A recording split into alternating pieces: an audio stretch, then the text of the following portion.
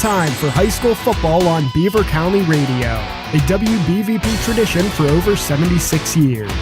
Tonight's broadcast is being brought to you by eXp Realty, the Beaver Falls Municipal Authority, Patriot Home Care, Keystone Wellness Programs, Fry Transportation, Forward RX, Electric Garage Door Sales, the YMCA, Dr. C. Timothy Lip, McDonald's, Moon Auto, Freedom United Federal Credit Union, CCBC, Friendly Federal Credit Union, Fisher's New Brighton Foodland, Al's Pizza, Tri-State Sporting Arms, Drug-Free Aliquippa, McGee Heating and Air Conditioning, LGKG, St. Barnabas, Gnu's Body Works, the J&J Spratt Funeral Home, Hallowed Grounds, J. Young Refuse, Zuki Sports Tavern, the Rochester Hotel, Henderson Insurance, D&G Rentals, S.E. Snyder Insurance, and Beaver County Radio, 99.3 FM and AM 1230 WBVP. Now let's head out to the McGee Heating and Air Conditioning broadcast booth for coverage of tonight's game.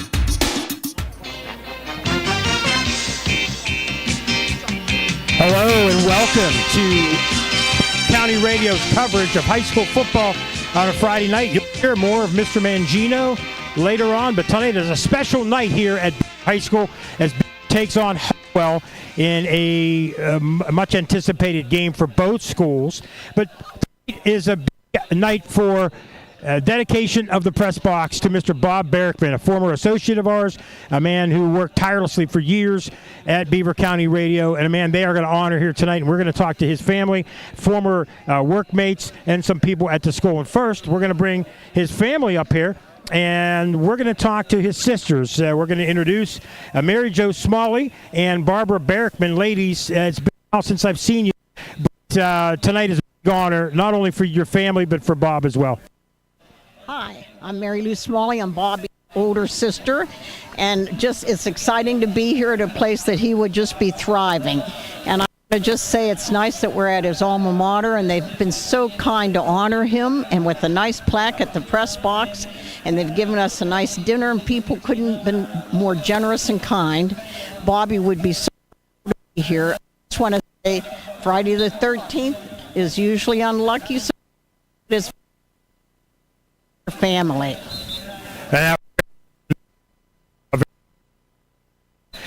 Thoughts on?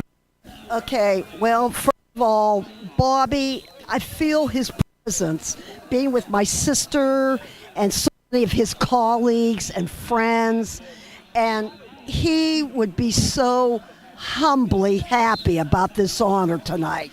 Anybody that knew Bobby knew how low-key and modest he was. He was loved by everybody, but he was so low-key about it. And Mother Nature's in a good mood. We have a beautiful evening. So we love you, Bobby, and we miss you every day. Bob had a big Bobcats. Yeah, Bob had a big influence on everybody that he met. Obviously, family members, and obviously with the showing of all his friends. And he never had a bad word for anybody. As you said, good-natured guy. And everywhere I go, I meet people who ask me about him still. And I personally have never heard a bad word about him. He was that good of a person. Yes, he was. And as much as I would try to get him to say something negative or what do you think, Bob, never going to happen. And he always made every team feel that they were his favorite team. That's just the way he was. He walked the walk and he talked the talk, and what you saw was what you got and you loved. So when he was a young lad in Beaver, did he aspire to be a radio announcer? Was that something that he definitely wanted to grow in? We were just talking with an old friend of the family's, and she said, I remember when he'd be announcing games. He would always be out at our basketball hoop in our driveway, and a whole conversation was going on between the imaginary basketball game, baseball cards, and he did it all. So he got to work at his passion that all of us would love to have. And he did. He had the gift of gab with people, and there was nowhere he went that he wasn't well received. And I still, to this day, will go to boxes and people ask about him all the time. So for someone that has been passed, people ask right away, where's Bob? How's Bob? How are you guys doing without Bob? Or you guys are doing great without him. But a lot of people still have him in their memory. Yeah, I know. Let's go on without Bobby. it's hard for me as his sister to go on. I miss him every day. And he was the touchdown, he was the home run, he was the hole-in-one for all of us, you know. Appreciate you ladies coming on with us. Is Bob and Barrickman. We're going to take a quick break here and come back and here on The unexpected happens. When it does, you have peace of mind that you can rely on your insurance agent. As an independent agency, S.E. Snyder in Rochester can represent you to several insurance companies, so we can get you the best coverage for the best price. We pride ourselves in customer service and honest sales, so you shouldn't feel pressured with an insurance quote. If you need a quote or have questions about the coverage you need, talk with us until you're satisfied. Call S.E. Snyder Insurance Agency in Rochester today at 724-774-3584. Get ready to kick off your game day with everything you'll need for tailgate parties from Fisher's Foodland in New Brighton. Party trays, snacks, beverages. If you're looking for food ideas to make your tailgate party unforgettable, Fisher's has it all. Fisher's Foodland is a complete independently owned and operated grocery store focused on your daily needs for the whole family. Remember, football season is a great reason to visit Fisher's Foodland in New Brighton. This football season, don't pass on McGee Heating and Air Conditioning. Honest sales and 7 days a week emergency service have made them tops in their game for over 60 years. That's how long families just like yours have been relying on McGee for all their heating and cooling needs. Get ready now for the cooler days ahead and call McGee today at 724-375-7112. Serving the Beaver Valley including Aliquippa, Monaca, Hopewell, and Center Township. McGee Heating and Air Conditioning. Family owned and operated, Main Street, Aliquippa. Good luck to all the teams who visit the Gridiron this season from McGee Heating and Air Conditioning. We all know there's an advantage to being the home team, to playing at home. And at LGKG, we have been your home team for over 90 years. We're more than just a law firm. We're your friends, your neighbors, an advocate when life takes an unexpected turn. We're not just lawyers that practice law. We live in this community, just like you. When you need us most, we're at our best. Hey, this is Olivia, Al's daughter. Al's Pizza next to Fisher's Beverage in New Brighton is open. Yes, the owner of the food truck whose pizza you enjoy has a storefront in New Brighton next to Fisher's Beverage. Al's Pizza is open Tuesday through Saturday from 11 a.m. to 8 p.m. Al's Pizza also has hoagies, calzones, pepperoni rolls, and gluten-free options. If you like pickles, you will love their pickle pizza. Yes, I said pickle pizza. So stop out and see Al next to Fisher's Beverage in New Brighton for pizza this football season.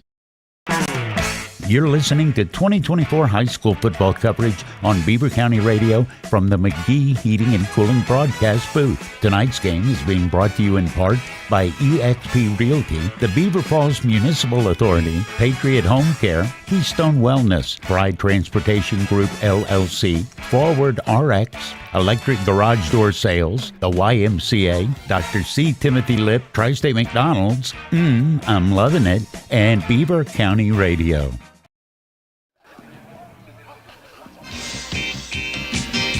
We're back in the field. We got two more gentlemen to talk to here. I'm going to have you guys on either side of me here, this way. It's two gentlemen that have known Bob for a long, long time. It's Dr. John Gazzetti, who has a local base in town here, and, of course, Sean Snowden, the high school principal of Beaver. First, let's talk to Dr. Gazzetti. A lot of people know, of course, because a lot of people know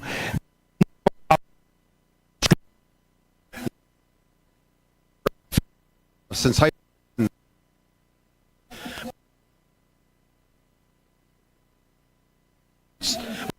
better man, know him.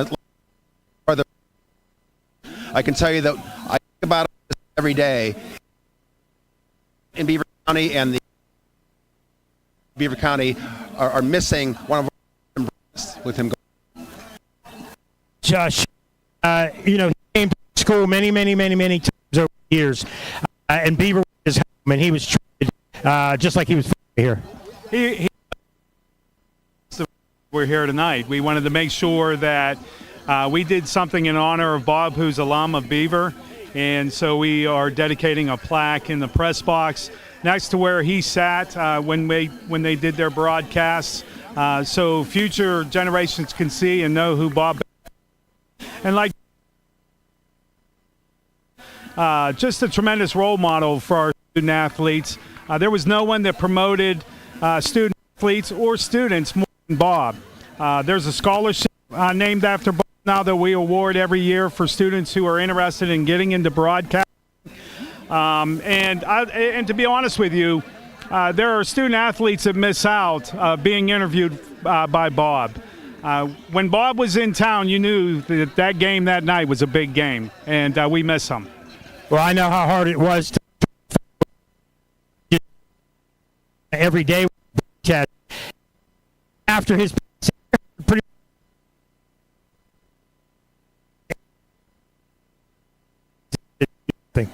It was almost immediately after, just trying to determine what was the best way to memorize Bob and for all the work that he did, not only for our high school, but for all the high schools in Beaver County promoting student athletes. And Bob was a big, I met Bob when I joined the Beaver JCs. We helped run the Junior Miss program for many years together.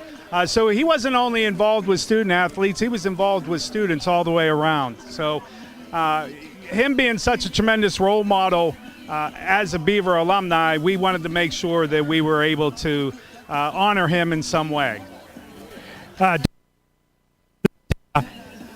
You're involved in and Bob community as well. All kinds of events, and it wasn't just football. He'd go to camps, he'd go to speed engagements, and he was no more than just a guy that sports. Absolutely. Voice was his voice. Knew Bob was talking. We're both in the Beaver C's together. 3 where I was, and he's the one that got me in. And we do service work.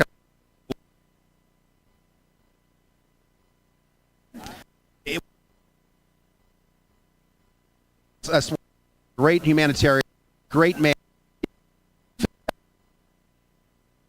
Anybody even heard an amazing human being and said a man and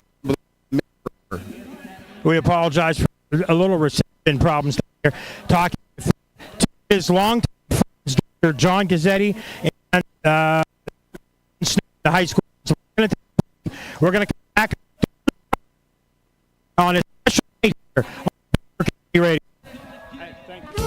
Make your dream of a college degree a reality at Community College of Beaver County. CCBC offers 10 pathways to success, including health sciences, criminal justice, industrial technology, business, and more. Start at CCBC and finish your career or get transfer ready, all at a realistic cost. Enroll today, ccbc.edu.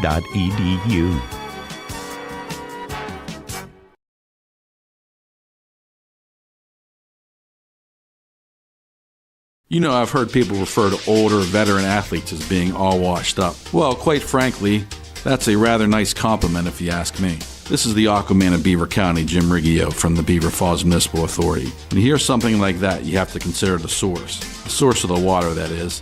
After all, getting washed up with Beaver Falls Municipal Authority water can't be a bad thing. That's because for over 80 years, we've made it possible for everyone to feel washed up, even if they are not star athletes. Click bfwater.net.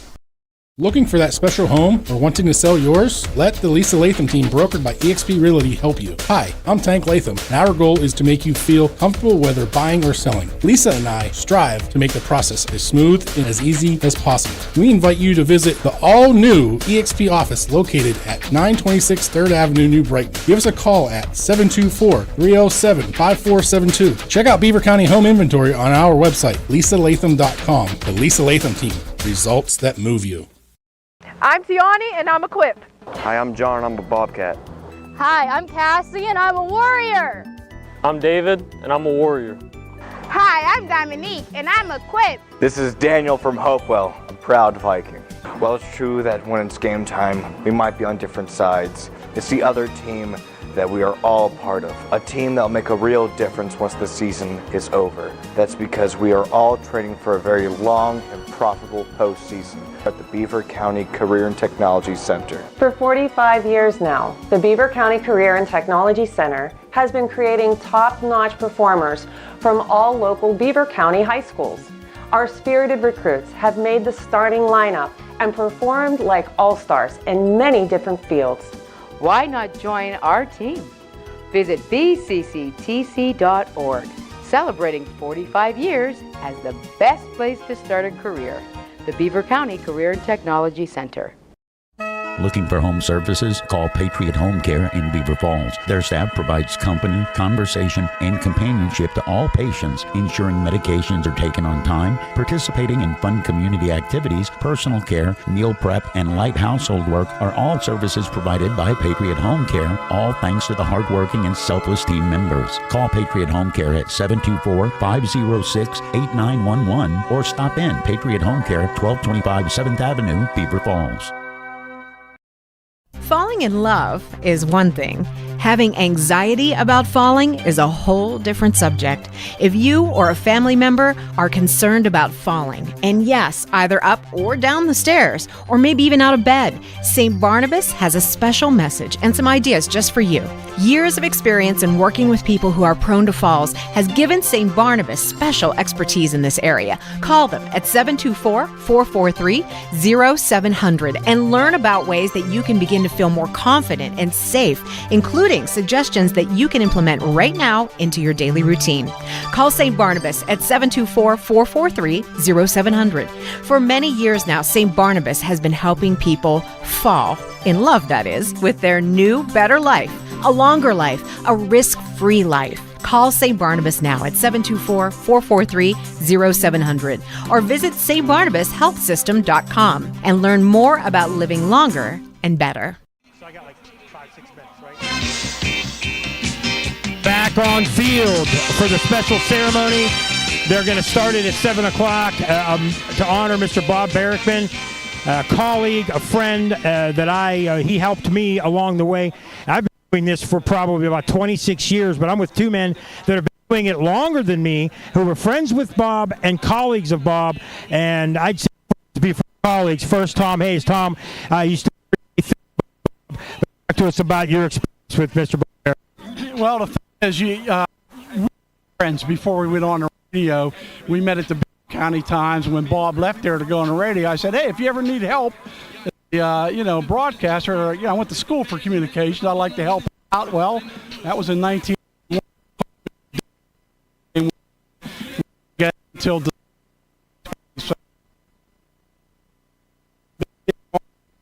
at his alma mater. I think of all the awards and recognitions that Bob has received, this got to be at the top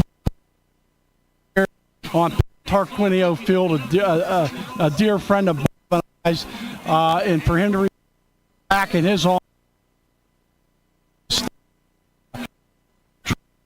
know that looking down him as longer than Tom, and that situation where you did a lot of championship games with him. You have a lot of memories of Bob. Everybody knows what a great was, what a guy he was to work with. Any you want to share about him? Well, there were a pick up the whole broadcast if I started doing all that, but I would say that probably did more games with Bob than I did, because he was with him for quite a bit of time, from the 90s all the way to about 2018 or 19 or 20. I picked up a lot of work with Bob after Jim Frederick left our station and when Tom left our station. But again, the thing that the overriding word with Bob is kindness. At no point would he say that was a killer penalty or that was a bad shot, because he knew whoever was on the floor, their grandma was listening. And so the fact that he had kindness, and anytime coaches would come to our coaches' corner at Roberts Roadside Inn, right down the street here in Beaver, on Sharon Road, that same thing, Bob. We know your knowledge of the game and we know you have humor, but what we really respect is the way you never drag an athlete under the bus. And that's my most lasting memory of him. And again, to paraphrase, he was a child of the 1960s. And the biggest influences in life on his TV, that's what he grew up with. He loved Leave It to Beaver, and he loved the Three Stooges. And he wanted everybody to be amused and have fun like in the Three Stooges, but then have a happy ending like in Leave It to Beaver. That was his approach to life.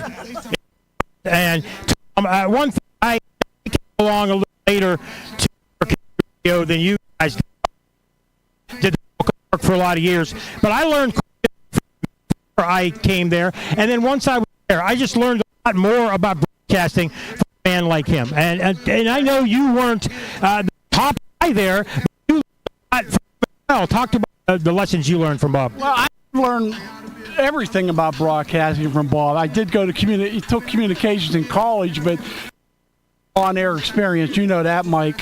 And Bob just took me under his wing, so patient with me, and showed me the right way to do things. There's never any shortcuts with Bob. You're going to do a game, you better be prepared to work with Bob Barrickman. So he made me do my homework. I didn't want to get caught off guard and let him down. But, it was ironic. I've known Bob longer than I've known my wife. We met before I met my wife at the Beaver County Times when we worked together down there.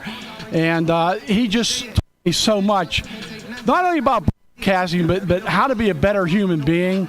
I think if the world was full of Bob Barrickmans, there'd be no wars, no agony, no nothing. This would be a perfect place to live in because Bob was just that type of guy. I was telling Sean Snowden earlier, a great broadcaster alone doesn't get this award at Beaver tonight.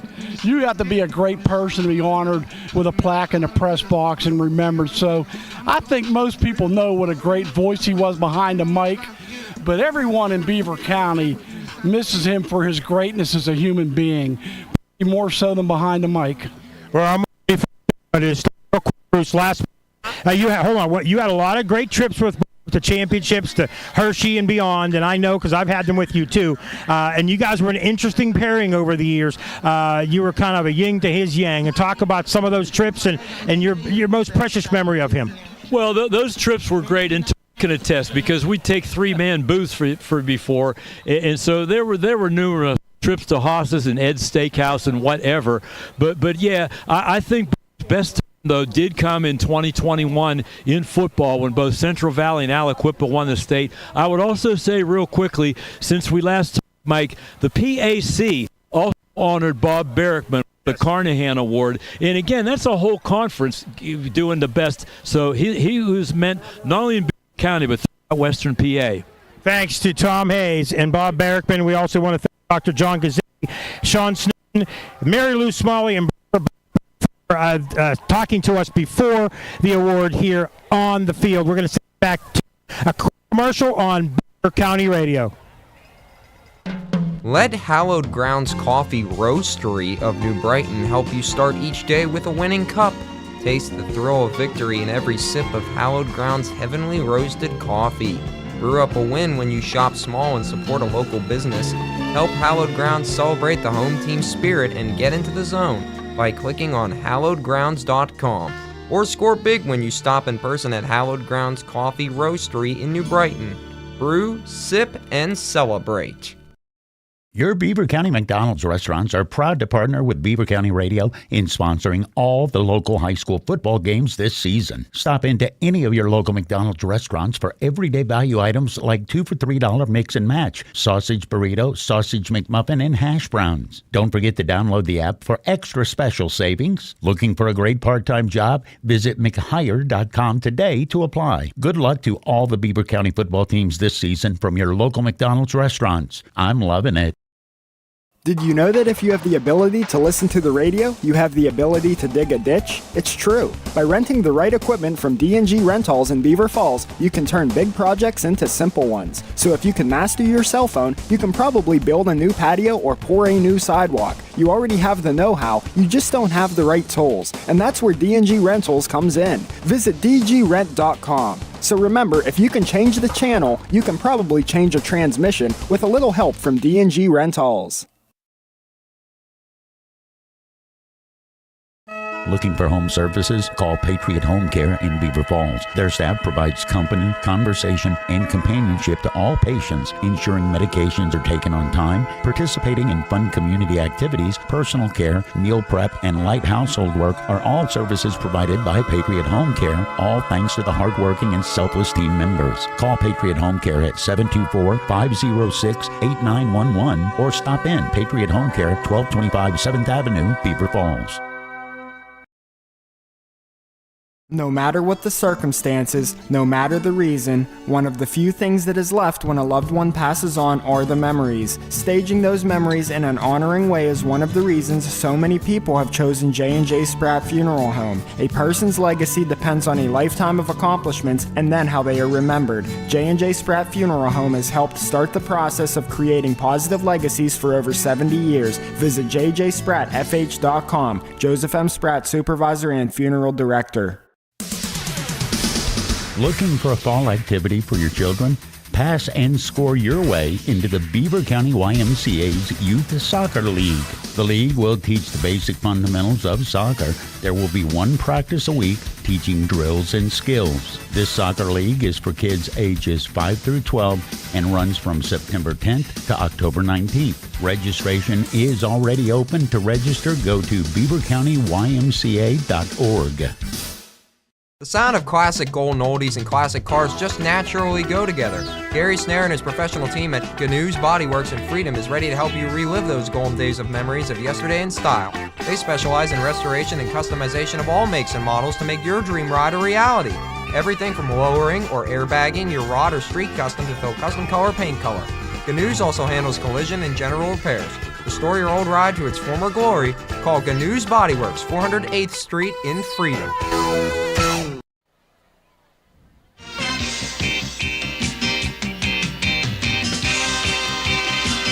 Welcome to Beaver. I'm Mangino. Great to have you here this evening. Great matchup tonight between Hopewell and Beaver. Both of these schools coming into this matchup at 2-1, different paths. We'll start off with Hopewell first.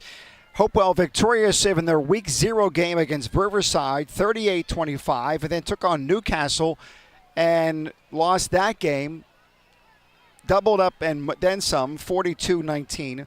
And then in an amazing game last week, coming from behind, tying things up, and then winning in overtime, they beat Ambridge 35-34. Head coach Matt Modis said that when they scored the touchdown, his offensive coordinator, Zach, says, listen, I think we can do this. Go for two.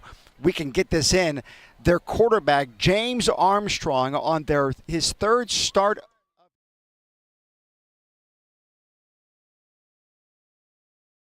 was the call, and I talked to Coach about this earlier in the week, and he said he had every confidence that once he scored that touchdown, he was going to be able to get in for that two-point conversion.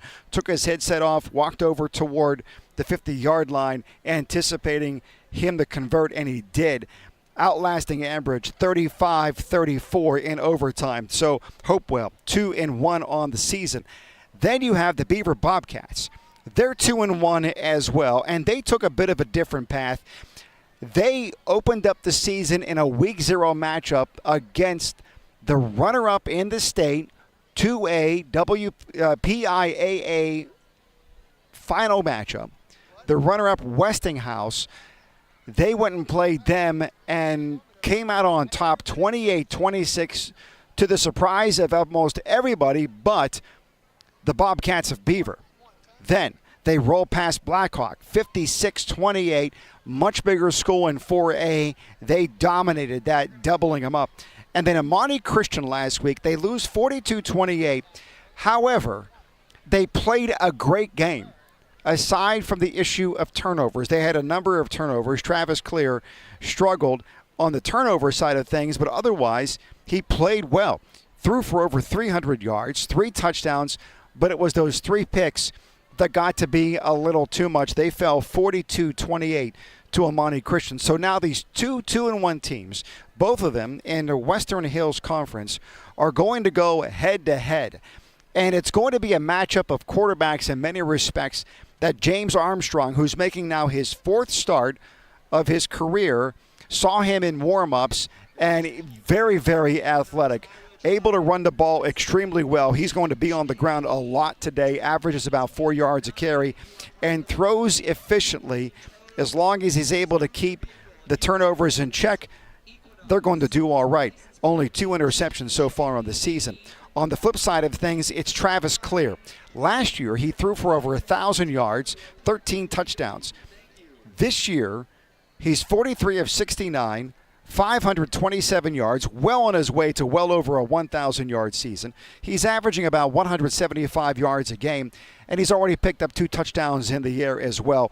And he's going to have 2 people that are going to be key in the receiving department for him. Amari Jackson, he's all conference from last year. He's a Villanova commit, number 2, 6'1", 160-pound senior.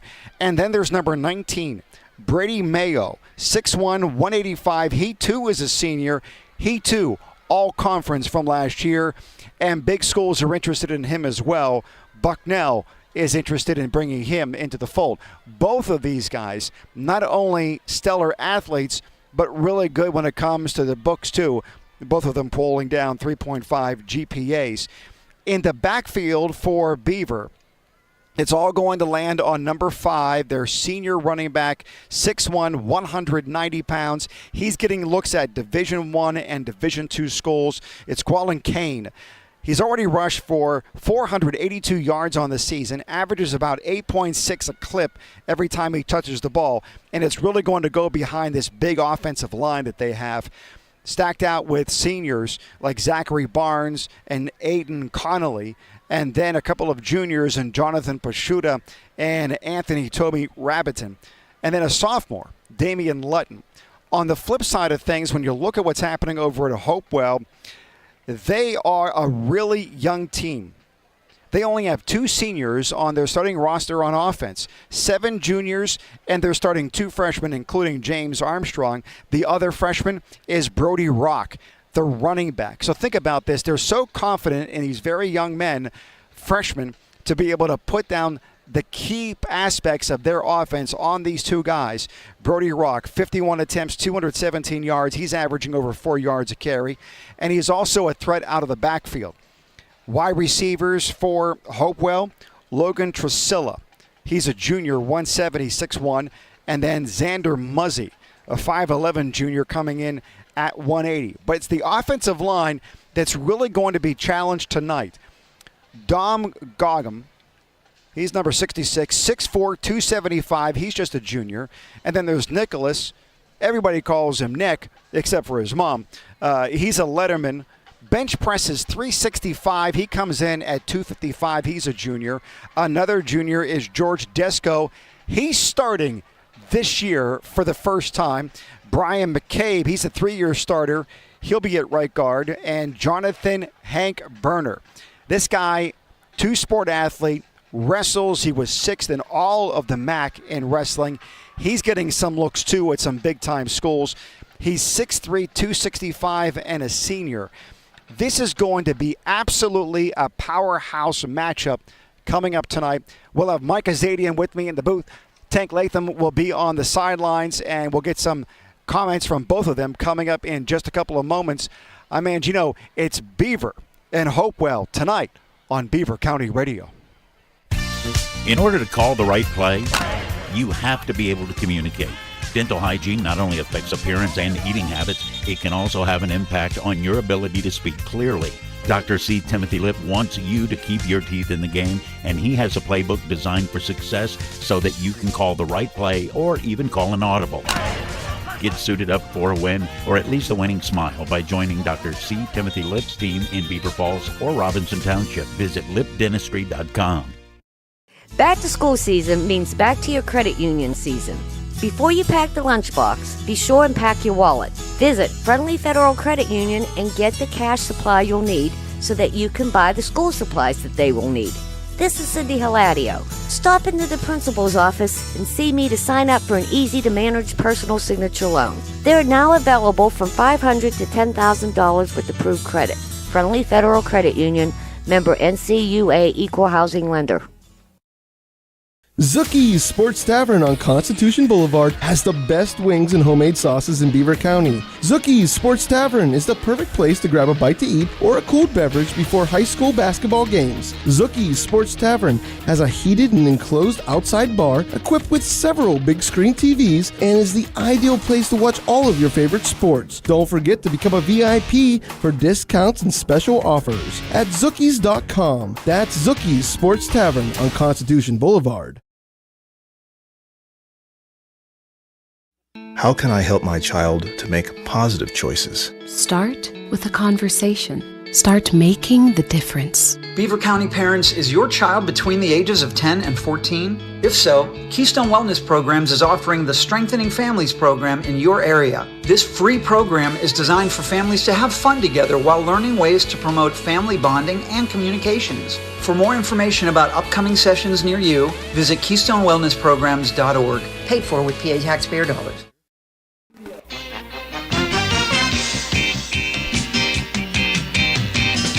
We're back. Beaver Area School District. The Bobcats are hosting the Vikings of Hopewell down on the sidelines for the first time for the ESP First Sideline Report. Tank Latham. Tank, you had an opportunity to talk to the coaches. What did they tell you? Yeah, I talked to both coaches, talked about how they both have young teams, and they both elaborated on saying how they're keeping their young teams very focused on this week. Sure that their 2-1 start goes to 2-2. Very good, Tank. Thank you very much. We are about to have the national anthem here coming up in just a couple of moments. Also coming up, we'll take a look at some of the key players and get a sneak preview, sneak peek, if you will, at the CCBC players of the game, those who are most likely to be top candidates for that. We'll get to that coming up. You are listening to the Fishers New Brighton Foodland pregame show on Beaver County Radio from the McGee Heating and Air Conditioning broadcast booth. Mike Azadian joining me here in just a couple of moments as well. A beautiful night for football. They start their games here about a half hour later than most of those schools. Normally it's a 7 o'clock start. Here it's 7:30 because they want to give the sun an opportunity to set a little bit. And now that it's behind the tree line, it's absolutely gorgeous for a football game. Here's the Beaver High School Band.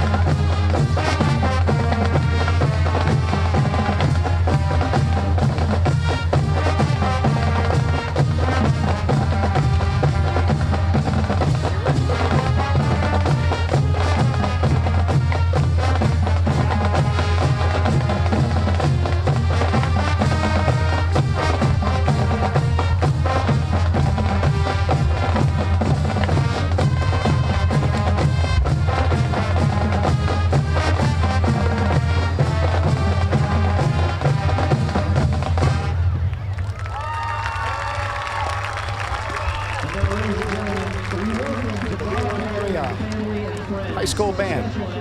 We are about 15 minutes away from kickoff, and they are paying tribute now to Bob Barrickman. And just a beautiful scene. And Mike, I want to talk to you for a moment about that. Going down memory lane with his family, with his sisters, and many of the people who knew him best. I want to get your thoughts. Bob Berman, what does he mean still to this day to Beaver County Athletics? Well, the thing is I was thrown into a situation 2 years ago where, hey, can you handle things from here?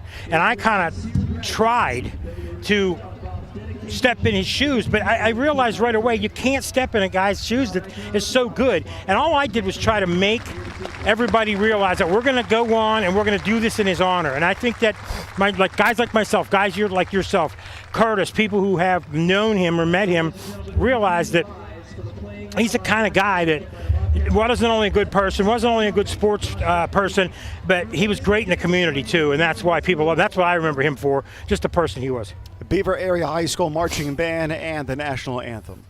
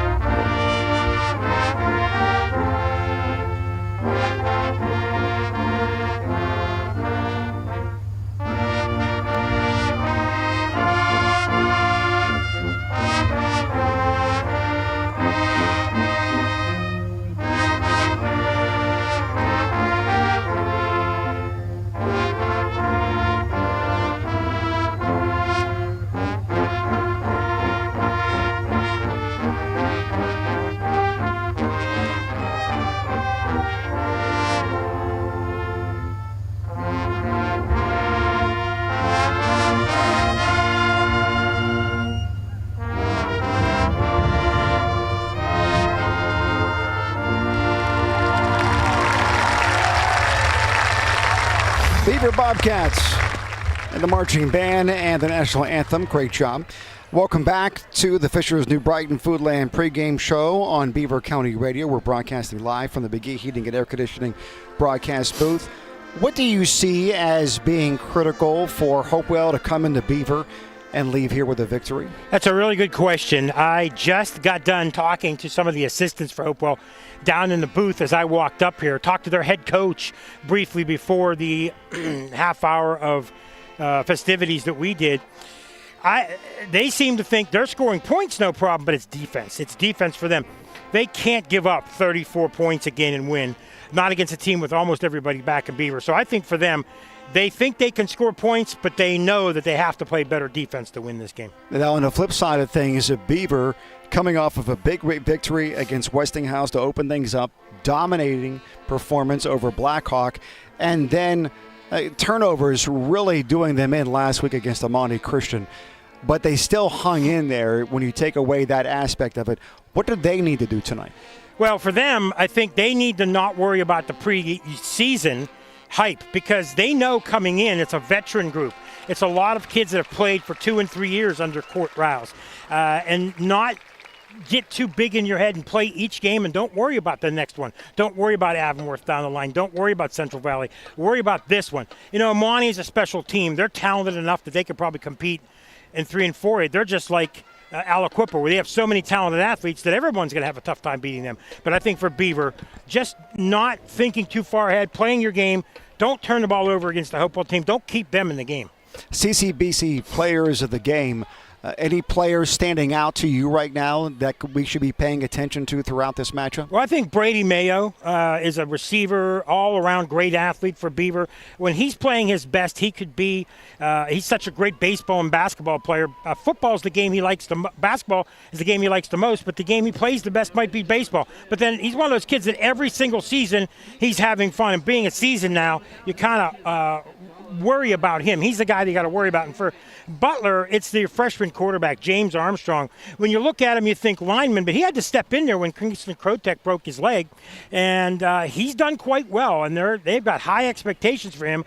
Kingston only a junior, so Kingston out for the year, but I think James Armstrong, the guy you really got to look out for here as a freshman quarterback and their team leader on offense. We will take a look at scores and matchups around the entire Beaver Valley coming up in a moment during the Fisher's New Brighton Foodland pregame show on Beaver County Radio from the McGee Heating and Air Conditioning broadcast booth.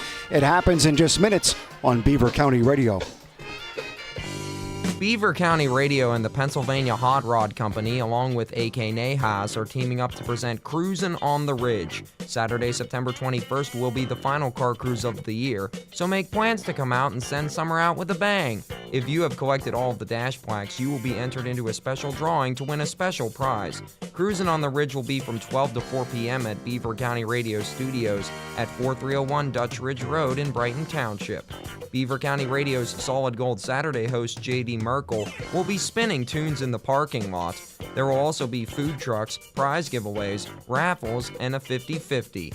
Cruisin' on the Ridge is being brought to you in part by Falcone's Moon Township Ford, eXp Realty, the Beaver County Transit Authority, Shop and Save Beer and Wine, the Rochester True Value Hardware Store, Friendly Federal Credit Union, AK Nahas Furniture and Appliance, the Pennsylvania Hot Rod Company, and Beaver County Radio. Tri-State Sporting Arms on Main Street in New Brighton is now open. Stop in and explore their extensive selection of high-quality firearms, pistols, and accessories. Tri-State Sporting Arms also pays top dollar for used firearms. Their experienced and highly trained staff is here to assist you in selecting the right firearm for you. Stop on down to Beaver County's newest firearms store, Tri-State Sporting Arms, at 807 3rd Avenue, New Brighton, or check them out on Facebook. It might be time to repair or replace that old garage door. Call on Robin and her team of expert installers at Electric Garage Door Sales in Monaca. Dial 724-774-3200 and your door will work like a charm. Featuring CHI quality garage doors, LiftMaster garage door openers, and over 50 years experience, Robin and her team will get it done right. Electric Garage Door Sales. Give them a call at 724-774-3200 or find them online at electricgaragedoorsales.com. Getting into the lineup and making the team is easy at Freedom United Federal Credit Union. Training camp is starting and you are invited. This is Coach Andy Dangle and I'm looking for new teammates. Membership is open to many organizations and groups throughout the county. Join my team at Freedom United Federal Credit Union. Details and applications are available now. Visit Freedom United Federal Credit Union today. Member NCUA, Equal Housing Lender.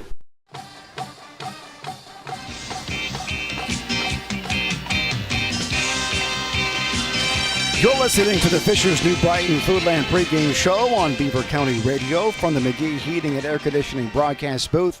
Let's take a look at the Fry Transportation Update Desk and matchups around the Beaver Valley. Mount Pleasant is taking on Ambridge. Ambridge looking for a bounce-back win after that disappointing loss in overtime last week. Yeah, and they had a week off because of getting lightninged out against Laurel Highlands. So, yes, definitely looking for a bounce-back. How about this one? Mars and Aliquippa tonight, a rematch from the playoffs last year. Yeah, a little bit of shine coming off of that since Mars is 1-2 and not quite as good as people thought they would be, but they're still going to be a formidable opponent. But Aliquippa, if possible, could be better than they were last year. Southmoreland and Blackhawk tonight. Southmoreland, I believe, 3-0. Blackhawk 1-2 had an impressive win early in the season, but have struggled in the 2 weeks since. So that's going to be a long trip for Blackhawk. They've got to come up against a undefeated Southmoreland team. How about this one? McGuffey is playing host to Central Valley. I don't think I would want to be McGuffey tonight. I wouldn't want to be McGuffey either. Central Valley 0-3, but they played 3 unbelievably tough opponents. They're going to be ready, and it's time for them to put the foot on the gas. Cornell and Burgettstown. Cornell undefeated, and they're looking for a really good season under Ed Dawson. That's a big game at Burgettstown, I believe. Elwood City is really turning things around. They seem to be a power now in 2A. They play host to Mohawk. They're one of the favorites in the MAC, and that's a game that they could slip up on. They got to beat them if they hope for not only a section title, but to be undefeated. How about this? This is another game that all of a sudden this year, 2024, turns things around, makes it much more interesting to follow. Freedom, the Bulldogs travel to see the Lions in New Brighton. That was a game that if it wasn't for the dedication game here tonight that was possible that we could have done. Freedom a little better than you thought. We're going to have their coach on the show, I believe, next week on the Coach's Corner show. And you mentioned New Brighton just had John McCouga, a young staff, a lot of veteran kids that went through the tough times, and now they're seniors and they got a little bit of a different attitude. A lot of people think that's going to be a really good game tonight. Another big matchup coming up tonight, Quaker Valley and North Catholic. Can the Quakers hold with the Trojans? I don't know. North Catholic, maybe not as good as they've been in the past, but still pretty solid and a playoff team. Quaker Valley seem to be always rebuilding because so many of their athletes go to play soccer. That's so big in their school. They just don't have enough depth through the Quakers to be as competitive as they'd like to be. The Union Scotties are in Riverside to take on the Panthers. Well, the winner of that game will not be the last place team. Both teams trying to improve. Union moving up from single way this year. And Rochester at Neshannock. Could be a tough one for Rochester. They had their 2 leading running backs and their quarterback out for last year. So in effect, Robert, that is 6 guys out, 1 on each side of the ball. Gene Matzook's team, again, decimated by injuries. So that's a tough one for them. 2 more schools, Olsh and the Gladiators. Olsh. And South Allegheny. That should be a win for Olsh. Olsh, very competitive and a lot of talent on that team. A great matchup to be at tonight if you can't be here. Mm-hmm. It's one of those ones where you go to the game and you make sure you have your app with you so you can listen to our game. West Allegheny and Moon. Traditional rivals. They play at the end of the season all the time. And Moon coming off a semifinal appearance in the WPL champion playoffs last year. West Allegheny always competitive. They're a team that always gives Aliquippa a good run. A team we're going to see later this year. We're going to see that game. I think West Allegheny favored by a little bit, but anything happens in that game. All right, coming up in just a few minutes, we will have the kickoff. You've been listening to the Fisher's New Brighton Foodland pregame show on Beaver County Radio from the McGee Heating and Air Conditioning broadcast booth on Beaver County Radio. There's exciting news. A new pharmacy in New Brighton just opened. For Forward RX. It's an independent community pharmacy that fills prescriptions at transparent cost-plus pricing on many generic medications. No insurance or discount coupons needed. Brandon Anthonopoulos will discuss your needs and how Forward RX can help you save money. The pharmacy experience you deserve is more affordable than you think. Become a Forward member today. Stop in 809 3rd Avenue, New Brighton, or check their prices at fwdrx.com. Listening to live sports on the radio in Beaver County is a tradition. This is Craig Fontana from Moon Township Ford, and I ought to know. My dad, Bill Fontana, has called games for over 50 years. Beaver County people know a good call when they hear one, and the best call you can make is to buy your next new or used vehicle at Moon Township Ford. Click moontownshipford.net or visit Moon Township Ford on University Boulevard. Falcone's Moon Township Ford, where friends send friends.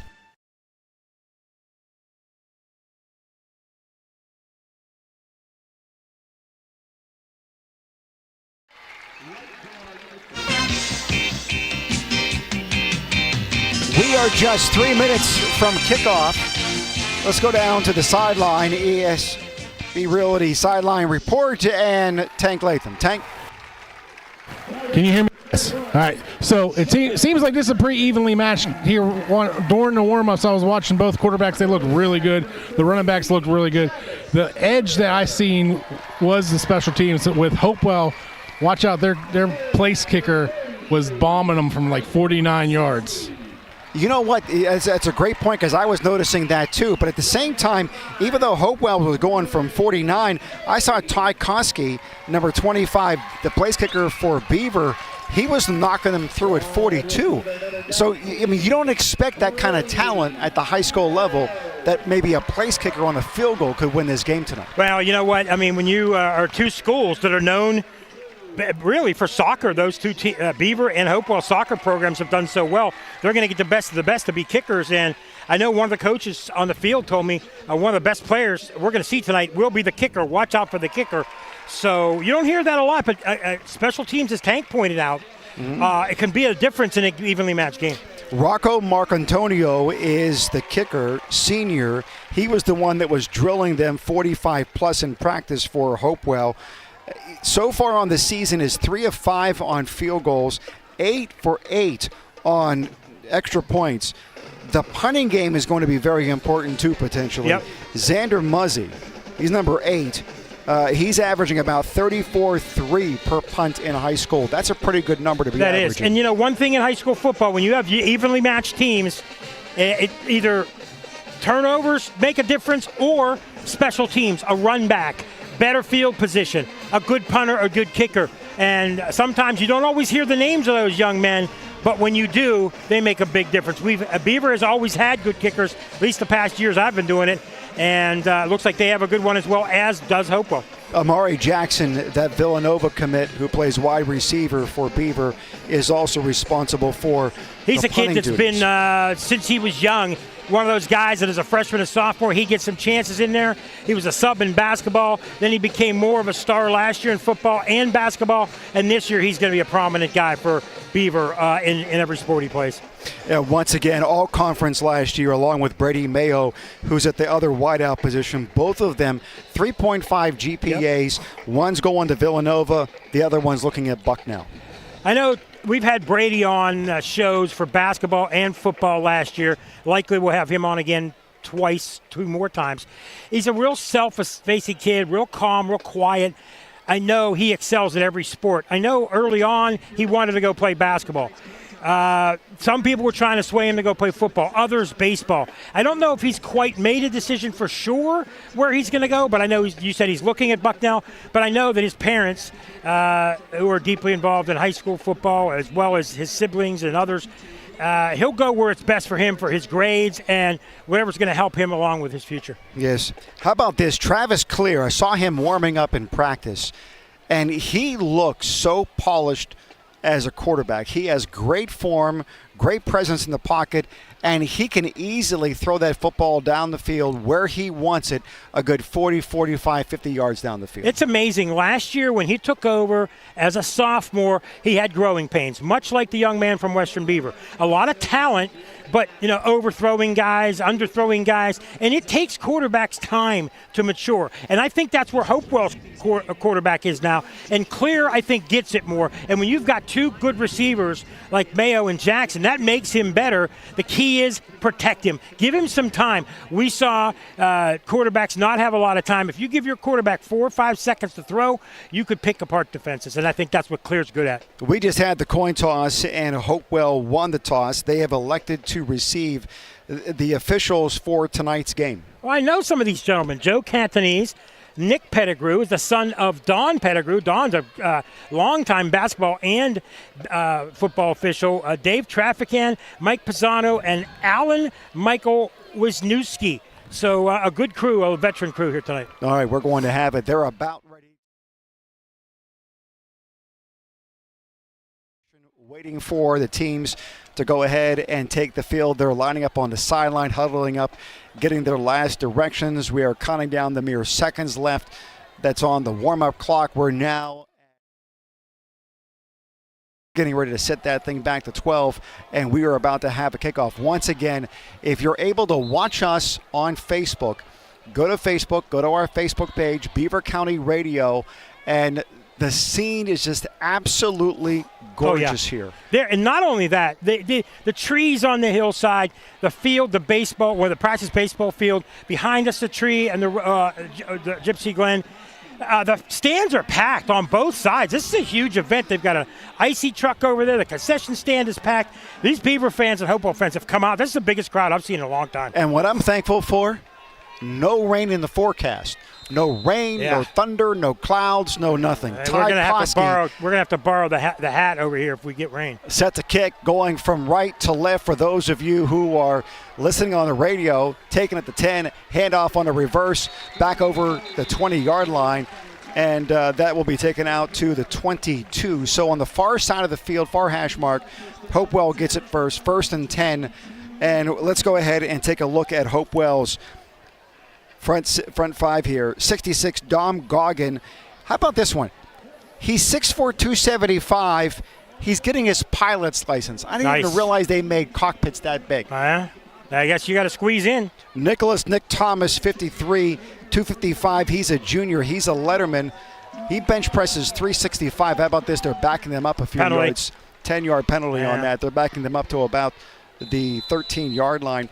George Desco. He's a quarterback of the offensive line, according to the coach. First-year starter, already showing himself. And James Armstrong is in the shotgun, hands it off right up the middle, able to pick up maybe 2 yards on that play. And it looks as though it was Brody Rock on the call. Pick up of about 2, maybe 3 at most. Let's finish across the front of the line here. Brian McCabe, third career start. He's only a junior. Jonathan Hank Berner, wrestler for Hopewell, 6th in all of the MAC, 6'3", 265. He'll be anchoring that line at right tackle. I'm really finding interesting James Armstrong. My first thought when I saw him back there in the shotgun was Cam Newton, the big kid with speed. They backed him up 10 yards on the kickoff because of a holding call. Tank, thank you very much, able to see that. This time, Armstrong keeps it, fakes the handoff, goes around the outside, goes nowhere. Flags coming in from officials on the near side, 2 of them on the play. That's either late hit or holding. I don't know which one, but he got hit quite late. Face mask, Tank is telling us. It looks as though the Hopewell Vikings are pretty happy about the preliminary call. Yeah, that's on Beaver. Personal foul, face masking against Beaver.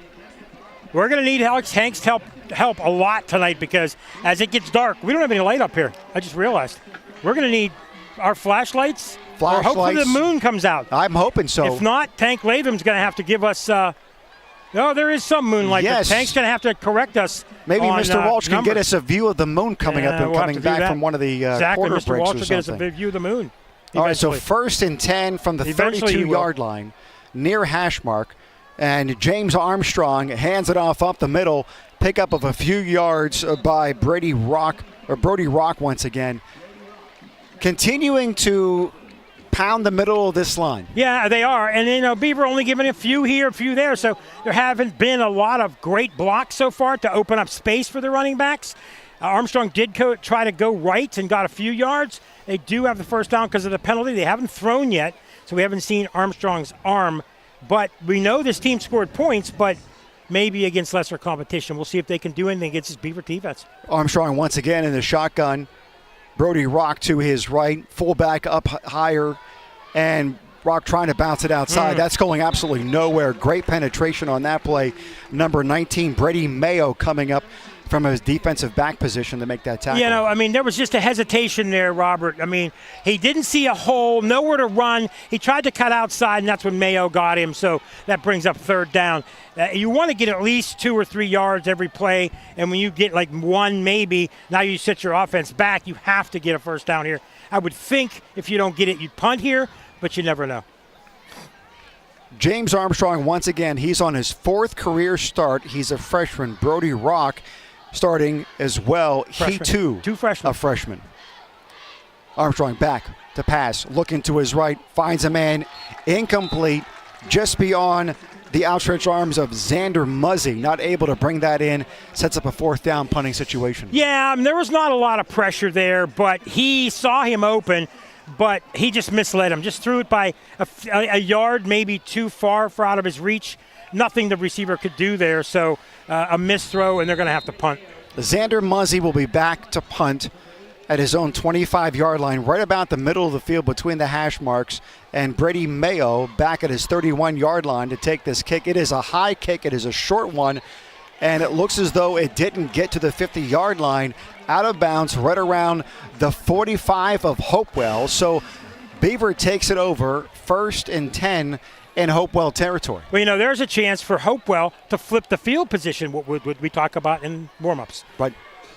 Special teams. So special teams failed that time for Hopewell. Now Beaver has excellent field position to start their first possession. Travis Clear, the junior quarterback, 43 of 69, 527 yards. He's averaging about 175 a game. And in the backfield with him, Quaylen Kane. He's averaging over 8 yards a carry. They expect him to get the ball a lot tonight. And a fake to him and a bomb down the left-hand side. He has his receiver, Amari Jackson. Touchdown, Beaver. One play, 45 yards, 6 points. Jackson was open by 3 or 4 yards? At least it was a matter of, is the ball going to get it? In fact, Jackson had to slow down just a little bit to catch that, but there was no way if he caught that ball, he was going to get caught. Great throw, great catch, great first strike, 6-0. They're hoping for 7-0 after the kick. Yeah, that play action to Kane was just enough to get the corner to bite a little bit. Looking inside the backfield, and Jackson gets right by him. The kick is up, and the referees say the kick is good. 7-0. The Bobcats of Beaver on top of the Vikings from Hopewell. The next kickoff coming up next on Beaver County Radio. I've heard people refer to older veteran athletes as being all washed up. Well, quite frankly, that's a rather nice compliment if you ask me. This is the Aquaman of Beaver County, Jim Riggio from the Beaver Falls Municipal Authority. When you hear something like that, you have to consider the source of the water, that is. After all, getting washed up with Beaver Falls Municipal Authority water can't be a bad thing. That's because for over 80 years, we've made it possible for everyone to feel washed up, even if they are not star athletes. Click bfwater.net. Let's go to Tank on the sideline, EXP sideline report. Tank, what did you see on that play? Yeah, guys, I saw a great great play action there, and then he put that in just like he did during pregame, and it was possible RPO there, run pass option. And the kick is away, a bounce, and then taken right around the 10-yard line. Now running toward midfield, finds a seam, gets all the way out to the 30. Nice return by Brody Rock for Hopewell to get them good field position to start this drive. Just the opposite of the opening kickoff. This time he saw the seam and burst through it.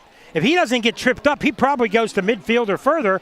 First time, he hesitated to get through the seam and didn't get the tackle. So without that shoestring tackle, he has even better field position, but hey, they'll take the 31-yard line. All right, James Armstrong now, once again the freshman, coming out, leading his team. Brody Rock in the backfield with him. He is set up on his right side. 2 wide receivers out, one far left, one right. Tight end over the left side, handoff the Rock over that left side, finds a seam, gets out over the 40, close to 45-yard line, finally taken down at the 43. Great run. Great blocking on the left side of the line. Tremendous blocking. I'm not sure who it was, but I'm thinking it was number 63, and he blocked 2 guys and gave him a lot of room to get there and get the first down. That was a really well-executed play. First down from the 44, they're going to call it. Armstrong, shotgun formation. Rock to his left. Takes the handoff, keeps it himself up over that left side, finds some room over midfield to the 45-yard line, picks up about 11 yards on that play. Nice fake to the freshman, and a lot of people bit. And again, what's the key play in that, Robert? Blocking. You get the first block for a guy that's fast and big. It's hard to bring a big, fast guy down once he gets 3 or 4 yards behind him. Another first down. 2 impressive plays for Hopewell. And they like that left side behind Dom Gogman. He's 275, 6'4", a junior. And then Nick Thomas, another letterman. Bench presses 365. He's throwing guys all over the place. 255. He's a junior. They are controlling the line of scrimmage at this point for Hopewell on that left side. Armstrong, shotgun, hands it off, up over the right side, spin move, close to the 40-yard line, gets it about a 5-yard gain, close to the 41. Brody Rock one more time. Well, yeah, not a lot of success up the middle against Beaver so far, but Robert, you've got to keep them honest. If you run left, you run right all the time, they're going to start sniffing those out. You have to keep trying different things. The key for Hopewell is they're going to have to complete some passes because Beaver's defense is too tough up the middle right now. Shotgun one more time, similar formation. Armstrong keeping it over that left side, trying to find some room. This time, the Bobcats able to sniff that one out. Great tackle by Philip J.R. Marino on that one to bring him down. He's a 185-pound junior for the Bobcats. We had a little bit of action, but too many guys to try to shed. I think 4 Beaver Bobcat players were there, only 1 person there to help out Armstrong, and he just didn't have enough blocking there. That's the key. Got to get some blocks. Got to shed some guys out of his way.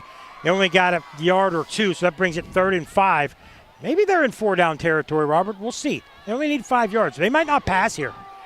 James Armstrong coming back from the sideline to get the play. Has it, keeps it himself up the middle. He has that first down yardage over the 35-yard line, down inside near the 33. Back over that left side one more time. Until they stop him, Rock, the other running backs, why go to the pass? You only needed 5 yards on 2 plays, Robert, so why not? The thing becomes you don't want to tire him out, and you don't want to give him 25 to 30 carries. Let's hope he's in shape because he's a big, big part of their offense. There we go again. 2 wide receivers, 1 wide left, 1 right. Ball on the far hash mark. Handoff. Rock up the middle, this time over the right side. Able to pick up about 3. It looks like a solid 3 yards on the play. They're down to the 30. You know what he did? He was going to go outside, saw an opening, and he went straight up. He followed the blocking. As Tank will tell you, and any good coach, if something's blocked up, go another way, find your seam, take advantage. And he got 3 yards out of what would have been nothing. Michael Black also in on the offensive line. They're rotating their offensive line a little bit, able to get a big of a push as well. Armstrong deciding to keep it, looking for some room, not able to find it, able to pick up about 2, and then tackled by 3 Bobcats, led by Brady Mayo, once again, team captain. That's what I'm saying, is eventually you're going to have to get some, like we talked about before, the play action pass. You could fool them sometime, but a lot of their players are guys that they're going to sniff things out. They're going to eventually start stopping that run by bringing up the safeties, the linebackers. So you have to keep them honest with some pass plays now and again. 3rd and 5. I don't see them going away from the run just yet. Same formation one more time. Handoff. Rock over that left side, able to get real nice yardage. He is close to first down territory. It looks as though he may be short. We have a flag. 2 players on the right side over there. I don't know who it's against. It's either one of Hopewell's receivers, Amari Jackson or Xander Muzzy. But something happened. They were pushing back and forth on the sidelines, and the ref threw the flag, so someone's getting called. That's going to hurt one of these two teams, obviously, pretty bad. That's either going to be a first down or it's going to knock Hopewell back. Here comes the call. Unsportsmanlike conduct against Hopewell. That one on Xander Muzzy. It's on both. On both of them. So that's going to offset. They're going to replay the down and go from there. I think out of the corner of my eye, it's one of those situations, you hit me, I hit you, you hit me, I hit you. After a couple of hits, the refs just throw it on both of them. So the big question becomes at this point, it looks as though it's post-play foul. Yes. So they're allowing the play to stand. So it's a 3rd and 1. 4th and 1. Thank you very much for that. 4th and 1. Armstrong keeps it. He gets that first down yardage all the way inside the red zone now, inside the 20. Most high school running backs, 170, 160, 180, 185. You don't have a ton of really big running backs. 210-pound kid, big and fast. It is hard to bring down. And so you give him the ball and give him a little bit of an opening, that's a first down. So, again, until they stop him, my question becomes, how tired does he get at the end of the second and the end of the fourth quarter? James Armstrong, 4th start, and he is commanding this offense right down the field. Hands it off over that left side one more time, looking for some room. Able to pick up a couple of yards, but Brady Mayo there to stop him one more time. Yeah, Rock hesitated. It's like instead of just going for it, he gets a few. He probably could have got 4 or 5. It's like he's just hesitant. It's freshman mistakes. It's like he's waiting for someone to get there to help him. I understand that, but at the same time, your speed could take you to the corner. Freshman mistake. They're showing great composure considering you're talking about two guys that are touching the ball almost exclusively. No doubt. And they're both freshmen. Armstrong has it, fakes the handoff to Rock all the way into the secondary. Finally tackled after about a 9-yard gain. Philip Marino, JR, in on the tackle there. Marino, oh boy, he got hit about 7 yards in, and then he got forced. He held on to him, and the weight of him drug Armstrong down. But Armstrong just put his head down. This kid is really, really good on the run, and he's reminding me, again, I said Cam Newton early on, and we'll see about his arm, but no use using the arm until you stop the run. 1st and goal from the 9. Fakes the handoff, decides to keep it, bounces it outside. Able to get a few yards, and then stopped right around the 6. Pickup of 3 on 1st down. I got to tell you, right now, when he's held up, he's managed to get 2 or 3 yards just by grinding his feet and taking his strength. He's a strong guy. You would think in a few years he'd be a lineman, but as fast as he is, they've got him at quarterback, and he's playing really well and taking time off the clock. 3:18 in a running clock. 2nd and goal for Hopewell. Vikings trying to bounce over that left side one more time. They get in close to the 5-yard pickup of 1. Fry Transportation update desk from our partner, Frank Salopek, giving us a little bit of time real quick. It's Aliquippa in the first quarter 7-0, and Blackhawk with 9 minutes to go in the second quarter leads Southmoreland 21-14. How about that? Thanks, Frank. Thank you.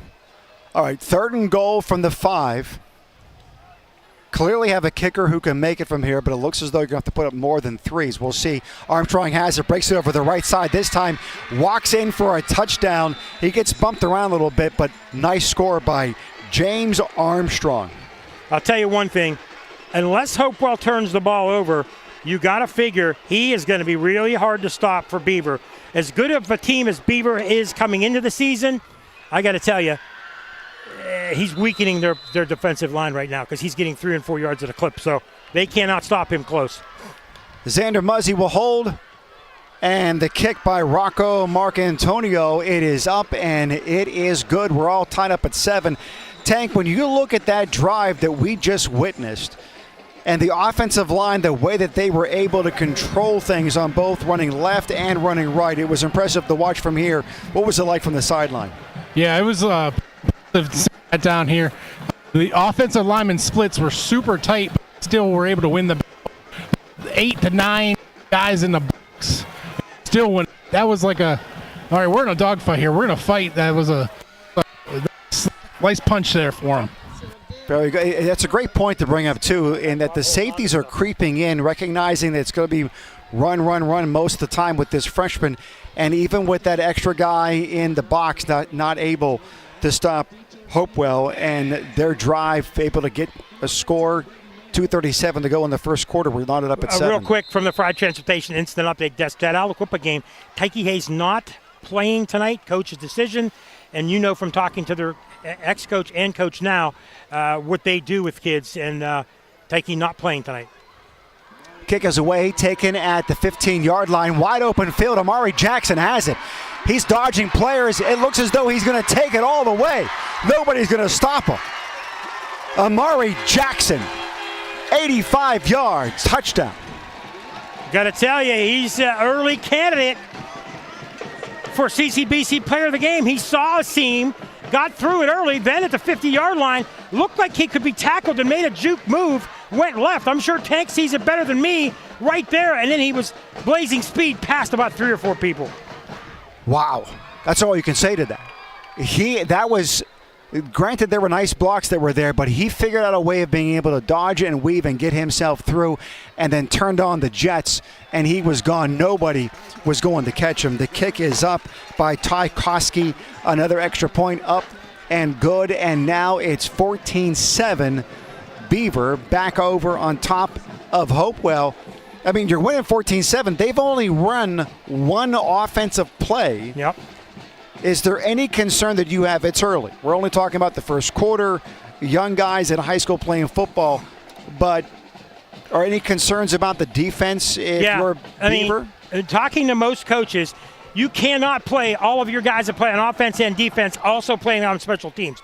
So special teams a lot, and I know Court Rouse told me this years ago, you have to give the younger kids a chance to play and learn, and that's a lot of younger kids playing positions on special teams, maybe not the best tacklers, some of them in their first varsity games this year, and a guy like Amari Jackson, you got to hit him and keep him down, and they're not doing it.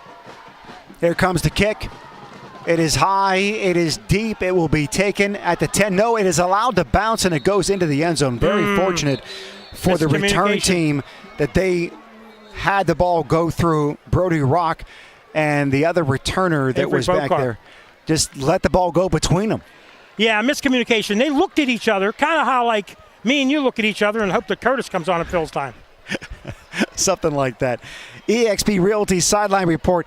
Tank, any concerns? You've played this game, you've coached this game. Any concern about guys playing so much defensively, considering there's only been one play from scrimmage for Beaver? I mean, it's always a concern. You always get the players to. And I'm not sure what's going on. All right, Tank, thank you very much. I appreciate it. Very much. He may need to change the batteries down there. We need to get him bigger batteries. Maybe we need to have to go, put a car battery on that thing or something. I know. There was a penalty, and they're backing them up from the 20 back to the 10-yard line.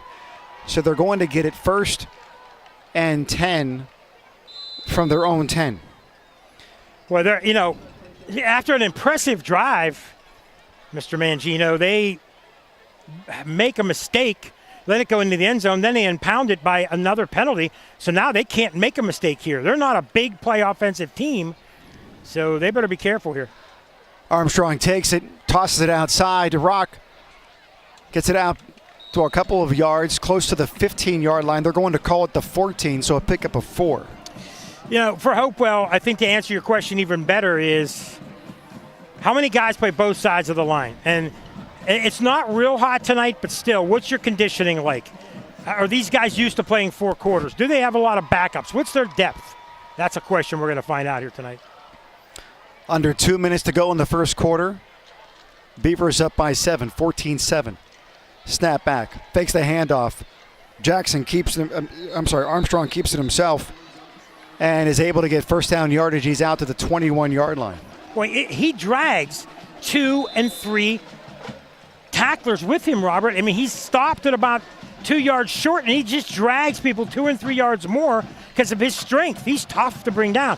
You can't tackle him at the shoulders. When you look at him, Armstrong is 210, 6'3". The linebackers for Beaver, 6'3", 180, 5'10", 220, and 5'10", 185. He's just as big, if not bigger, than the linebackers that are trying to tackle him. I agree. Handoff over the left side. Runs into his lineman that was able to get a bit of a push for about 3 yards and then stopped at that point, bringing up a second down. Well, up the middle. Beaver, their first possession defensively stopped them up the middle, but now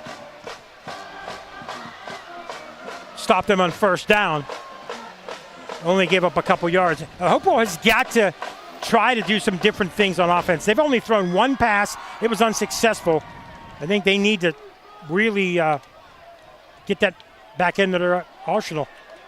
Armstrong taking the handoff, deciding to keep it himself, able to get a yard at most, setting up a 3rd and long. When all you're doing is running, this is not where you want to be. Exactly. Now, Armstrong has picked up 5 and 6 yards before on 3rd and 4th down. This isn't really 4-down territory. Maybe a cross over the middle, maybe to a quick back on a screen pass. I don't know what they've dialed up here. Their first pass was unsuccessful. But I would think this is a passing down, but you never know. Play action could be in hand as well. Xander Muzzy on one side. He's on the far side, and Logan Tresilla on the near side. Armstrong, shotgun, trying to get Beaver to jump. Yeah. Not successful, and it gets all the way down. Timeout. To the end of the first quarter. End of 1, 14-7. The Bobcats of Beaver over the Vikings of Hopewell. The second quarter next on Beaver County Radio. We all know there's an advantage to being the home team, to playing at home. And at LGKG, we have been your home team for over 90 years. We're more than just a law firm. We're your friends, your neighbors, an advocate when life takes an unexpected turn. We're not just lawyers that practice law. We live in this community, just like you. When you need us most, we're at our best.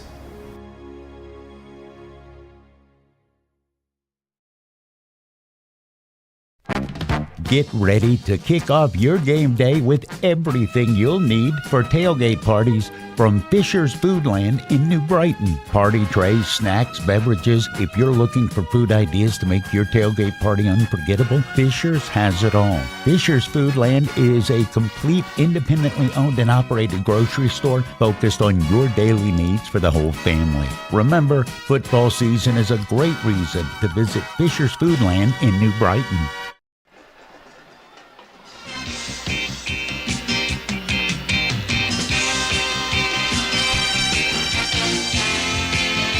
So we're looking at a 3rd and 6 here.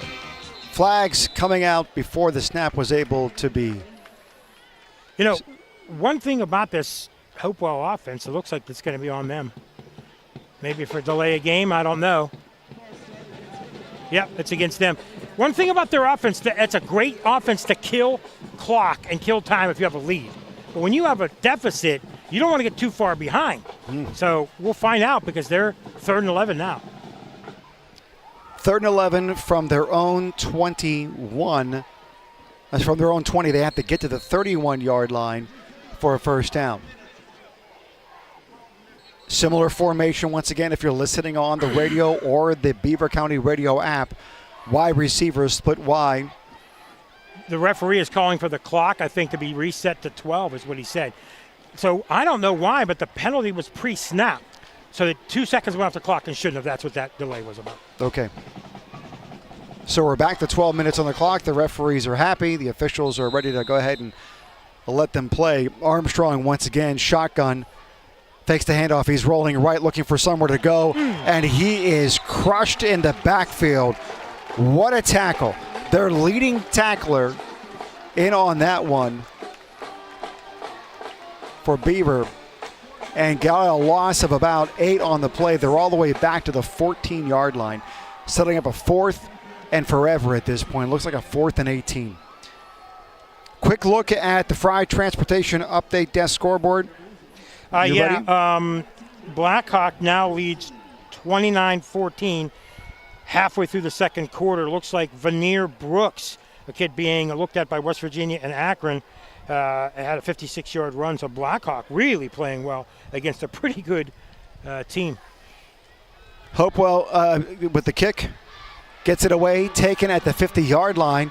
Mayo has it, bounces it out to the right over the 40, out to about the 35-yard line. So a nice return, pretty decent kick. Oh, yeah. But a nice return by Mayo. They're now sitting up 1st and 10 on the Hopewell 35. Take away Brady Mayo's run, and, if he's not smart enough to back up, that was a booming punt. In the air, probably about 45 yards, give or take. And Mayo got 15, so they're set up at the 35-yard line. So very good field position for the Bobcats. Travis Clear at quarterback. Kane is his tailback. Behind him, kind of like the pistol formation, a little bit to his left. Man in motion, handoff, right up the middle, nobody home. Pickup of about 9 yards. Kane hitting his average of over 8.6. His first carry, and he was a big kid 2 years ago when he was sharing carries with 3 other guys, and it was quite evident then that maybe by the time he gets to be older, he'd be the lead guy, and he has definitely put a stranglehold on that running back job. He's 6'1", a nice big kid. 190, D1 and D2 schools are looking at him. Snap, handoff over the left side. Mayo has it, is able to get first down yardage, but there is a flag on the play. It may all be for naught. I think it's a hold maybe on Beaver. There looked like a couple of good blocks. Kane was one of the guys over there blocking, but the flag was near there, so I would assume holding, unless it was an unsportsmanlike conduct or a face mask or something. Oh, it's on Beaver. Wow. It's on Hopewell. It's on Hopewell, I'm sorry. Yes. So they're going to they'll get the ball and they'll move it. So they'll be the first down and more. That's a big advantage for them now. That'll take them inside the 15. Inside the 15-yard line, yep. And that play, which was Mayo coming around on kind of a reverse, but he caught the ball in front of Travis Clear, so that may very well go down as a pass because it was forward out of his hands. But still, Mayo, a great run around the left side. Wait a minute. Oh, now, the referees are... They're saying it was against Beaver. He pointed the wrong direction, apparently. Right. So I thought it was against Beaver, and I don't know who it was against, but Kane led the way. I know that. Kane led the way blocking, and it looked to me like it was against Beaver, but I'm a good 70 yards away, so it's hard to tell. But Don Pettigrew and crew are getting together and talking about it. They pointed to the wrong direction. So they're going to take it from where it happened at about the 20-yard line and bring it back to, I think, let's see. It looks as though it's at the 30, far hash mark, and it's a 2nd and 5 now. They have to get to the 25 for a first down. From the Fried Transportation Update Desk, Quips give up a touchdown and Aliquippa 15-8 over Mars right now. Clear shotgun, man in motion, hands it off. Kane up the middle, bounces it to the right side, dodges a couple of players and just carries a few of them with him for about 7 yards, takes it all the way down inside the 10-yard line. You know, Kane, for as big a guy he is, has speed. And what do they talk about at the next level? Speed and height. You can't teach speed, you can't teach height. And that's what he made a couple of nice moves, and now they are 1st and goal. Great vision. 1st and goal inside the 10-yard line. Just outside the 9, really close. Clear now, looking back to the bench, looking for a call. He's going to take a little time off the clock as well, get his guys rested a bit. Play clock down to about 5 seconds. Will they get the play off? That's a timeout by Beaver. They call timeout. Rouse decides to call timeout. He's in his 4th year. He's now 25-10 overall here at Beaver. You look at this team, they're set to make a run this season with this roster. You know, last year they lost twice to Avonworth, once in the regular season, once in the playoffs. I think by a combined about 9 points. They were that close to beating them and being a team that could get to the semifinals or finals. I talked to Court when his first year, and he told me it was rebuilding offensive line. They had talent here. They've kept adding to the talent. They have depth now. They're one of the favorites in the conference. They're one of 4 or 5 teams people were talking about in 3A, along with Central Valley, and they're one of 3 or 4 teams in Beaver County we're looking at as a top team coming out of the county. It all depends on what they do in these kind of situations. You have to win the games at home that you must, Can you go on the road and beat the tough teams? Can you beat the tough teams at home? We'll see. They're primed for this year. I know back in the summer, Court told me he has a strong team coming back, almost everybody back. All upperclassmen except for one sophomore for starters on offense. We'll go over the offensive line here in a moment. That's been opening up some huge holes for Quaylen Kane to be able to run through. Handoff this time. Kane's out. Big run, though, right up the middle. Nobody was there to stop him. Number 24, Dre Hall. Whenever they don't go Kane, they go Hall. Hall's averaging 7 yards a carry himself, able to get that score from 9 yards out. Yeah, Dre Hall, 9-yard TD run, and that was up the middle, pretty easy. Really didn't have a lot of pushback there. I think Hopewell a little bit tired, and that is going to make it, if they make the kick, 21-7. Ty Koski is set for the kick. The kick is up, and they say that it is good. So now it's 21-7, Beaver over Hopewell. I want to give some props here, if we could, to this offensive line that have been opening up gaping holes. I mean, not taking anything away from what Kane and Hall are able to do on the ground, but these offensive linemen, running backs all over, say, you got to give it to the guys up front, and here they are. Zachary Barnes, he's 6'3", 270. He's a senior. Another senior, 210, 6'4", is Aiden Connolly.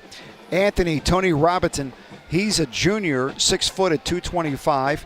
Damian Lutton is at 220. He's the only sophomore on the starting lineup for the offense. And then Jonathan Pashuta, he's a junior, 6'3", 250. Again, like I said, a couple of years ago, it was all young, only a few seniors, and every coach will tell you, build from the inside out. Fast runners, good talent will go great behind a great offensive line. You can find fast kids, but you can't find big, strong kids sometimes. Ty Koski with the kick. It is a low line drive, hits at the 15, picked up at the 10-yard line, out over the middle and gets out beyond the 25 to the 30-yard line. And that was Brody Rock once again. If it's time to touch a football, Brody's the one who's usually doing it. And you know what? I mean, he had nowhere to really go. There was a line drive, got to him quick, so the coverage didn't get there. But he didn't have a long way to go and had no blocking for him. Only got a few yards after contact. But from the 30, not bad field position. But down 2 touchdowns now. What can this Hopewell offense do? Again, they've had some nice plays. They've done well, but they're not really geared for a big comeback. And they don't have anyone deep at safety. It looks as though they had the front line and then linebackers, 2 corners outside, and everybody. They got 9 guys in the box, Exactly. They got 9 guys in the box. The receivers haven't been a threat yet. If by chance you get burned by one, then you put a safety back. But all they do is run right now. So if you're Beaver, why cover it? When we get back down the tank, he'll probably tell us a little bit more about that defense. We'll go down to him soon, but you're exactly right. There's nobody back deep. They're not throwing deep. They haven't thrown across the middle. They've only thrown once. The Vikings picking up 2 yards on that play, 2nd and 8 from their own 32-yard line. And generally speaking, the same formation they've had if you're listening on the radio. Takes the handoff, play action, looking for somewhere to go. Pressure's on him. Throws it to a receiver, trying to get Xander Muzzy on the sideline around the 40. Just overthrew him. Well, 2 things. Number one, Beaver's defense didn't put everybody up in the box that time. I think they got somebody with the earpiece down there listening to you and me. And secondly, there was so much pressure on him, he never had time to throw, and he had to throw it and just overthrew his receiver. So they're not giving him time to throw, and the line has to do that. Good run blockers so far, but pass blocking, that's hurting them. When you're able to get the pass coverage and still get the pressure with your line, Beaver's in a great position at this point. 3rd and 8. Quarterback draw over the left side, looking for some room close to the 40-yard line. He needs to get to the 40 to get the first, and now the big question is, are they going to give it to him or not? I don't know. I don't think they say they are. You know what? How about, did you see what he did? He had the football in one hand, and he stiff-arm blocked the guy in front of him. It looked like he almost two-handed it. That's a good way to lose the ball, isn't it? Yikes. He's like a linebacker or a defensive lineman running with the ball, blocking people. It's amazing. Watch him run. He's blocking for himself at times. That was a nice play. Everybody went back in pass play, and he ran it. They're more confident in him running than throwing. That's for sure. 1st and 10 from their 40. Armstrong, shotgun. hands it off. Rock has it over right side, plowing through, keeping his legs moving, able to get 3 yards on that play, setting up a 2nd and 7. That's their offense. Their offense is straight ahead, a few runs to the left, a few runs to the right. Their quarterback is a dual threat, but right now has 0 for 2 throwing the ball. He's so young that it's hard to be a polished passer. Most freshman quarterbacks aren't. But his forte is running the ball and guiding an offense. So far, they haven't turned the ball over. This is an important drive for them. Armstrong keeping it himself, calling his own number, and great penetration by the linebacker, number 22, Gabe Lutton, up the middle, 5'10", 220. He's a senior, one of the captains on the team. He shot the gap and was able to keep it to a minimal gain. When you see him run, his speed to get to the line is quicker. He hits the guys in front of him and drives them forward and helps himself get more yardage. He's pushing his own linemen against their defensive linemen. His running style, his blocking style, his speed, and his strength so far, if you wouldn't know he's a freshman, you couldn't tell me otherwise. I mean, he's playing like he's a veteran. 3rd and 4. Keeps it himself, looking for some room. That wasn't going to happen. Once again, Gabe Lutton in on the tackle. It went nowhere, setting up a 4th and 5. Tank, what are you seeing from the sideline? Guys, it looks like Hopewell's offensive line is getting extremely gassed here. They've been out there for a long time with these long drives. But Beaver, they're still got all that speed. They're just creeping up like you've been saying. They're not respecting the pass game because there's nothing going on out there. Some good battery action right there, huh? There you go. Curtis Walsh on the call.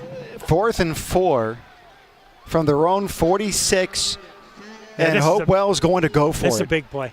This is huge. Back to pass. Nope. Quarterback draw, keeps it over the right side, running, looking for some room. And once again, it was stopped right at the 48, 49-yard line. Gabe Lutton running him out and tracking him down from his middle linebacker position. How about he had clear running room. He hesitated and slowed down, which was surprising to me. If he goes full beat ahead, he might knock somebody over. But Lutton said, nuh-uh, not today. I'm going to make this call, and we're going to stop you. And they don't make it. That is big. If Beaver goes down and scores here leading into the half, this is going to be big for them. So 4 and out for the Vikings. Amari Jackson is in the Wildcat for the Bobcats. Wide receivers all over the place. He decides to keep it himself, runs up over the left side, able to break a couple of tackles to the 45, close to the 41, maybe 42-yard line before he goes out of bounds. Not only is he fast, he's strong too. I think both lines are getting gas right now, especially Hopewell, as Tank pointed out. But from the Fry Transportation Instant Update Desk and Ryan Garazunas back in the studio. Freedom 10, New Brighton nothing. Elwood City 21, Mohawk 17. 2 pretty good games. How about Central Valley 35-0 over McGuffey, and the Shannock 7-0 over Rochester. I looked at that game. Yeah, Central Valley and McGuffey. They're gonna have their way today. You just knew it. They're going to let out all their frustrations from the past 3 weeks out on them. Sweep run. Mayo over the right side, now bouncing it back over the left side. Brady Mayo may make it all the way to the end zone. He does. My goodness. He took that run across to the right side, wide receiver sweep, and then broke it back across the middle. There was no one to stop him. Found the sideline in for a touchdown. You know, Brady Mayo has said right there with that is, hey, Mike Azadi, and I've talked to you a few times on air, and I know you like Amari Jackson, but I don't like the comment of him having early CCBC honors, and he's going to take a run at it too, and that's a big run. He found seams, and his speed outran Hopewell's defense, and now with a 3-touchdown lead, 28-7. The kick is up, and it's good, 28-7. The Bobcats over the Vikings of Hopewell, 5:35 to go in the first half. The kickoff in 30 seconds on Beaver County Radio. Hey, this is Olivia, Al's daughter. Al's Pizza next to Fisher's Beverage in New Brighton is open. Yes, the owner of the food truck whose pizza you enjoy has a storefront in New Brighton next to Fisher's Beverage. Al's Pizza is open Tuesday through Saturday from 11 a.m. to 8 p.m. Al's Pizza also has hoagies, calzones, pepperoni rolls, and gluten-free options. If you like pickles, you will love their pickle pizza. Yes, I said pickle pizza. So stop out and see Al next to Fisher's Beverage in New Brighton for pizza this football season.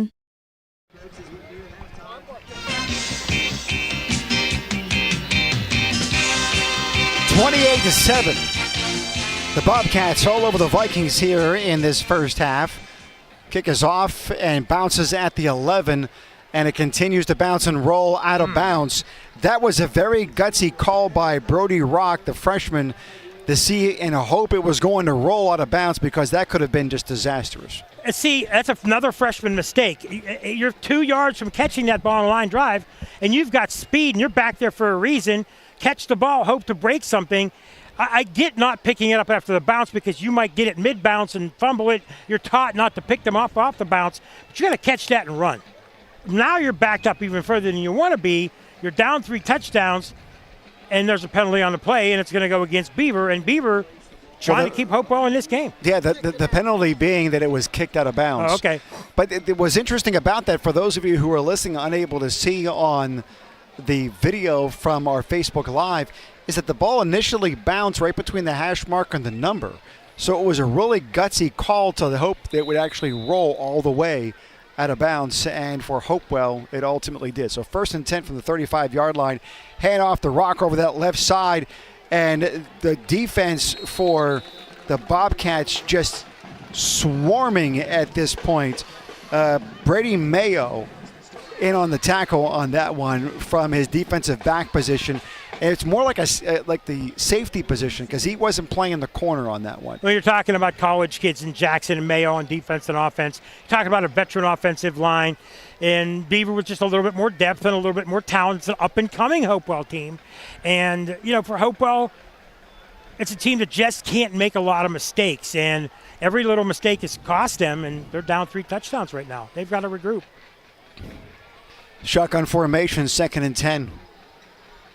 Armstrong keeping it, looking for some room. Can't find much, but is able to put his head down and plow forward from the 35 out to about the 38-yard line, setting up a 3rd and 7. For Hopewell, it's run the running back, run the quarterback, run left, run right, run straight. And for Beaver, we've seen pass plays, we've seen sweeps. They haven't really had to pass. They've had a great special teams a couple of times, getting big yardage, so that's the big difference here. They're trying to shuffle some linemen in and out of the game here, and they better hurry up. They've only got 13 seconds to go, and they got to make sure they have enough people on the field. They may have to take a timeout. They're not going to have enough time to run a play here. Play clock is down to 2-1, and they do call timeout in order to avoid the delay of game penalty. It's 28-7. Where the Bobcats of Beaver are rolling past the Vikings of Hopewell. We'll see where things go from here in 30 seconds on Beaver County Radio. Your Beaver County McDonald's restaurants are proud to partner with Beaver County Radio in sponsoring all the local high school football games this season. Stop into any of your local McDonald's restaurants for everyday value items like 2 for $3 mix and match, sausage burrito, sausage McMuffin, and hash browns. Don't forget to download the app for extra special savings. Looking for a great part-time job? Visit mchire.com today to apply. Good luck to all the Beaver County football teams this season from your local McDonald's restaurants. I'm loving it. Coming up on the Al's Pizza halftime show, we'll check scores from around the Beaver Valley on the Friday Transportation Update Desk. We'll also be joined by the athletic director here at Beaver and get a interview, if we can, with Tank, with one of the coaches coming up. Actually, both of them, winner going in and the trailing coach coming out. And Armstrong has it, looking for somewhere to go. Can't find somewhere, trying to finally throw the ball away. And they're saying that he was stepping out of bounds when he finally let go of the ball. So that will go down as a sack, a loss of about 5, maybe 6 on that. Got to get rid of the ball. Again, freshman. All the talent in the world, but it's one thing to do it in junior high ball. It's one thing to do it in grade school ball. But now you're against bigger, older, faster players, and you're having a tough time. And it's freshman mistakes. Get rid of the ball. It's only 5 yards, but still, you have to get rid of the ball. And again, he's not getting pass protection. 4th and 15. They are set up at their own 30. Back deep to return the punt is Brady Mayo for Beaver. And we know what he can do. We've seen a good return. We've seen touchdown run. Xander Muzzy gets it away, and it is in the stands. A shank of a kick, and it did. It went all the way into the stands, it looked like. Quick. Is that a souvenir? Yeah, I would think. I don't know. I got to give it back, I would think. From the Fried Transportation Instant Update Desk, courtesy Frank Selbeck Mars, 47-yard field goal with 5 seconds left in the second. It is only 15-11 Aliquippa at the half, and Blackhawk 36-14 over Southmoreland at the half. So a couple good games around the county, and we're almost at the half ourselves, and we started late. Well, that Beaver always starts at 7:30 home games. 5-yard punt officially. It went from the 35 to the 40. So the Bobcats have it. 1st and 10 on the Vikings' 40-yard line. Clear calls for a snap and was able to draw the Vikings offside on that one. Jump into the neutral zone by much of the defense on the left side, lineman and linebacker. So now it sets up a 1st and 5 for Beaver. And when you look at Beaver, they've got a great offensive line, and they have skill guys at all the key positions, yes, quarterback, tailback, and both of their wide receivers. Clear, takes it, hands it off over the right side. Look at that run. Oh, my goodness, all the way down inside the 25-yard line for Quaylen Kane. It was a good 7-8 yards before somebody touched him. Good blocking. He had a hole, and he's tough to bring down one-on-one by a linebacker. Safety's got to get involved. Another 1st down. Doesn't look good for Hopewell right now. 1st and 10 from the 25. Those of you who are listening on the radio and on the Beaver County radio app, they are set up on the near hash mark going from left to right. Kane has it, decides to bounce it out to the left, breaking a number of tackles, still stands out on his feet, all the way inside the 10, down inside the 5 to the 4-yard line. It was 8 yards before he was touched, and then he did the rest all on his own. And then they tried to track him down by his feet, and he jumped over a tackle. So give him credit. All his from about 8 yards on, as you said. Just having their way right now. 1st and goal from the 5.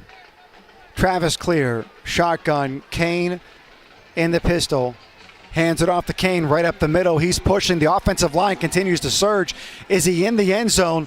The players are saying yes. The officials haven't given an official call. Yes, they just did. Touchdown, Quaylen Kane, the running back for Beaver. They now go up 34-7, 2:26 to go before halftime. Power, and they're wearing them down. Simply wearing them down. Quaylen Kane from what, 9? 5. 5 yards. That offensive line, not only do they open up holes, they get great surge as well. The kick is up, and it's good. And let's go down to the sideline. eXp Realty sideline report. And Tank, what are you seeing on this offensive line? What are they doing so well at this point? So on the offensive line, I'm seeing some great pulling guard action, and the running backs actually following their blocks and going for their backside pursuit, and they are being able to cut back those and get some great yardage out of that. All right, thank you very much. You know, when you have the offensive line, not only get the great push and the surge, but when you have guys that are skilled enough, as big as they are, that you can pull guards and pull a center from time to time and be able to bring out that extra blocker to open up those holes, then it doesn't make a difference who you have running back Exactly. there. I mean, you know, there's pro teams and high school teams that don't have that.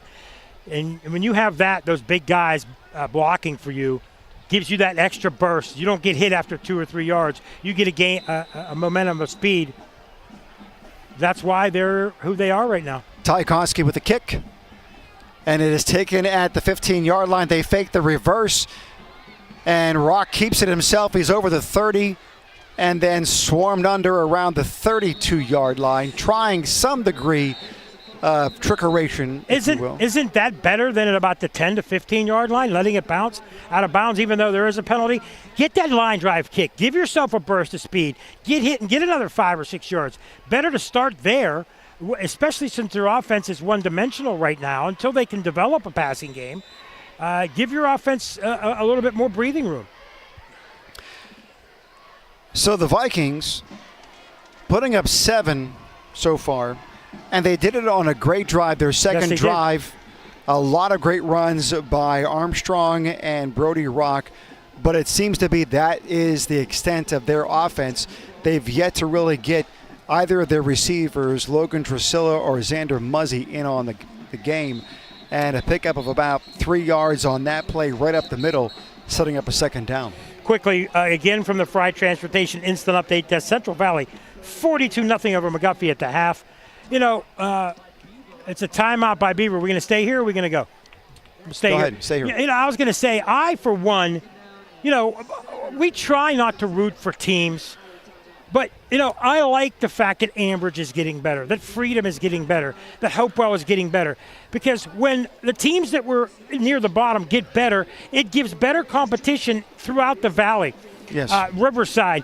There's some teams that have had some tough times, but I like competition. I'd rather see competitive games than half the county every single night be 45-0 in uncompetitive games.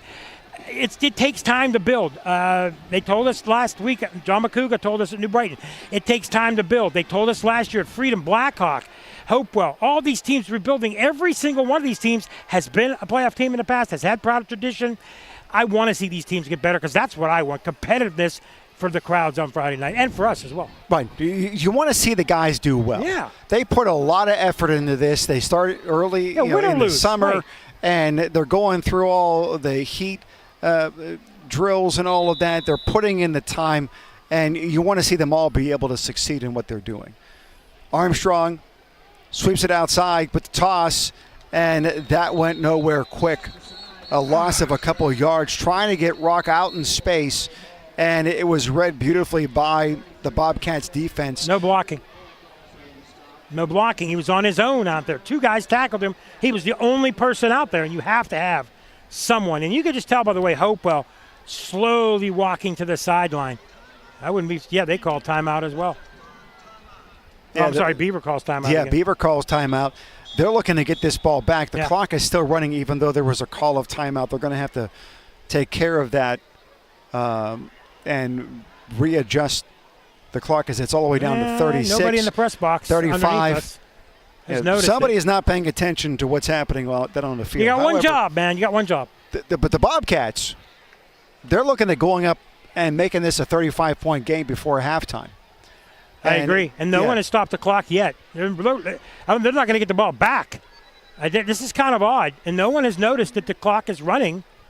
And after the timeout, not an official, no one. What's interesting, too, is that, they just took it back up to 2:02. Which is, it shouldn't be a 2:02. It was less than that. Armstrong back to pass and incomplete. Trying to hit his receiver over in the left flat to no avail. So they didn't have over 2 minutes left to go in. Yeah, they didn't. You know what? We saw this timeout clock, which would, our mistake there. But they didn't have 2:02. That was under 2 minutes for sure. I felt way under 2 minutes. Yeah. Yeah, it was around 1 minute. They put 2:02 back on. That's wrong too. So Beaver's going to get a lot more time left. Yes. And what's interesting is that the coaching staffs are not catching this either, and the referees aren't. Back to punt. It is blocked and then recovered by Hopewell down there. The penalty flag is now on the play. The referee calling a penalty. That punt blocked and went for about a net of 5 yards. So they've had 2 punts back-to-back that have netted them about 5 yards. That's for the Vikings. So now we're waiting to see what the referees are going to huddle and make an official call of. Fry Transportation Instant Update Desk, in addition to the Central Valley and Aliquippa leads Ambridge 21, Mount Pleasant 10. So the county looking pretty good so far, except for Rochester down 7-0. Elwood City, last we heard, up 21-17. Freedom 10-0 over New Brighton. Aliquippa 15-11 halftime. Central Valley 42-0 over McGuffey halftime. So thanks to Ryan Garazunas, Frank Selipek for their help.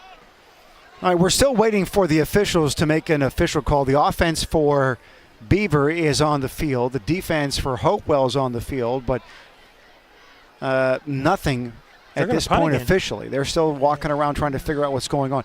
Tank, any insights on what's happening?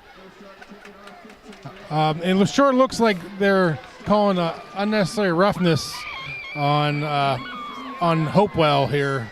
Okay. There was some after-play skirmish going on with I believe the kicker on that one. Why wouldn't Hopewell just take the ball or Beaver take the ball at the 35-yard line, and why make them punt again? Well, they're not going to punt again. It looks as though their offense is on the field for Beaver. On the field. I see. I got it. Clear back, looking toward the end zone. Does he have a man? He does. Up and caught. My goodness, what a catch. Was that Mayo? Yes, I believe that was Brady Mayo on the catch. Clear, threw it on a rope. It got to Mayo about 7.5 feet off the ground. Mayo leaped for it. He was covered and just fought harder and came down with a touchdown. It's now 41-7. My the mistake. Bobcats over the Vikings. I thought Hopewell still had the ball. It didn't make sense to me. Quarterback was so close to the line. My error. The kick is up, and it's good, and it's 42-7 now for Beaver over Hopewell. Just an absolutely remarkable performance by the Bobcats. I mean, whether you're talking about offense, defense, special teams, no turnovers, controlling the line of scrimmage, they are running a clinic. They've done everything right at this point. They've done everything right that you could do right. Mayo and Jackson on the special teams, Mayo on the special teams, Jackson on the ground, Mayo in the air and on the ground. Both have 2 touchdowns right now, the 2 leading candidates.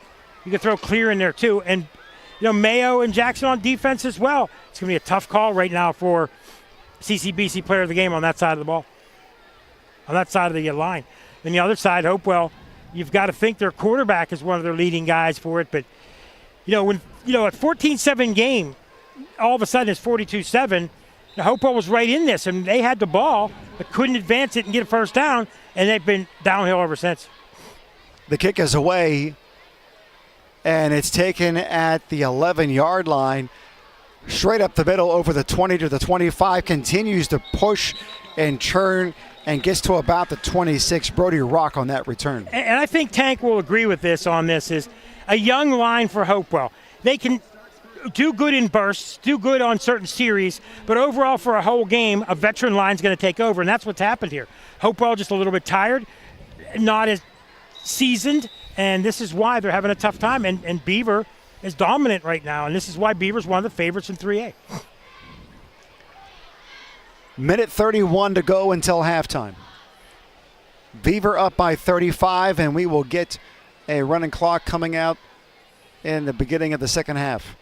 Handoff. Rock has it over the left side, trying to find some room, make a couple of men miss, gets a gain of about 4, maybe 5 yards out to the 32.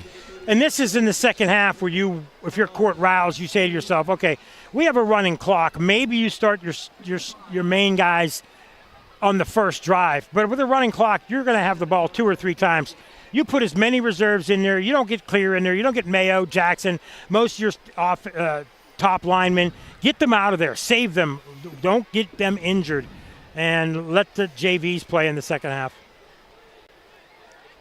Shotgun formation for Armstrong. He hands it off to Rock around that right side, looking for some room. Blockers out in front, able to get first down yardage out over the 37 to the 38, maybe even the 39. They're moving the sticks. Remember when it was 14-7 and Hopewell had it at midfield, and I said this is a very, very, very important drive for them. They didn't get it going, and Beaver since that time has outscored them, 28-0?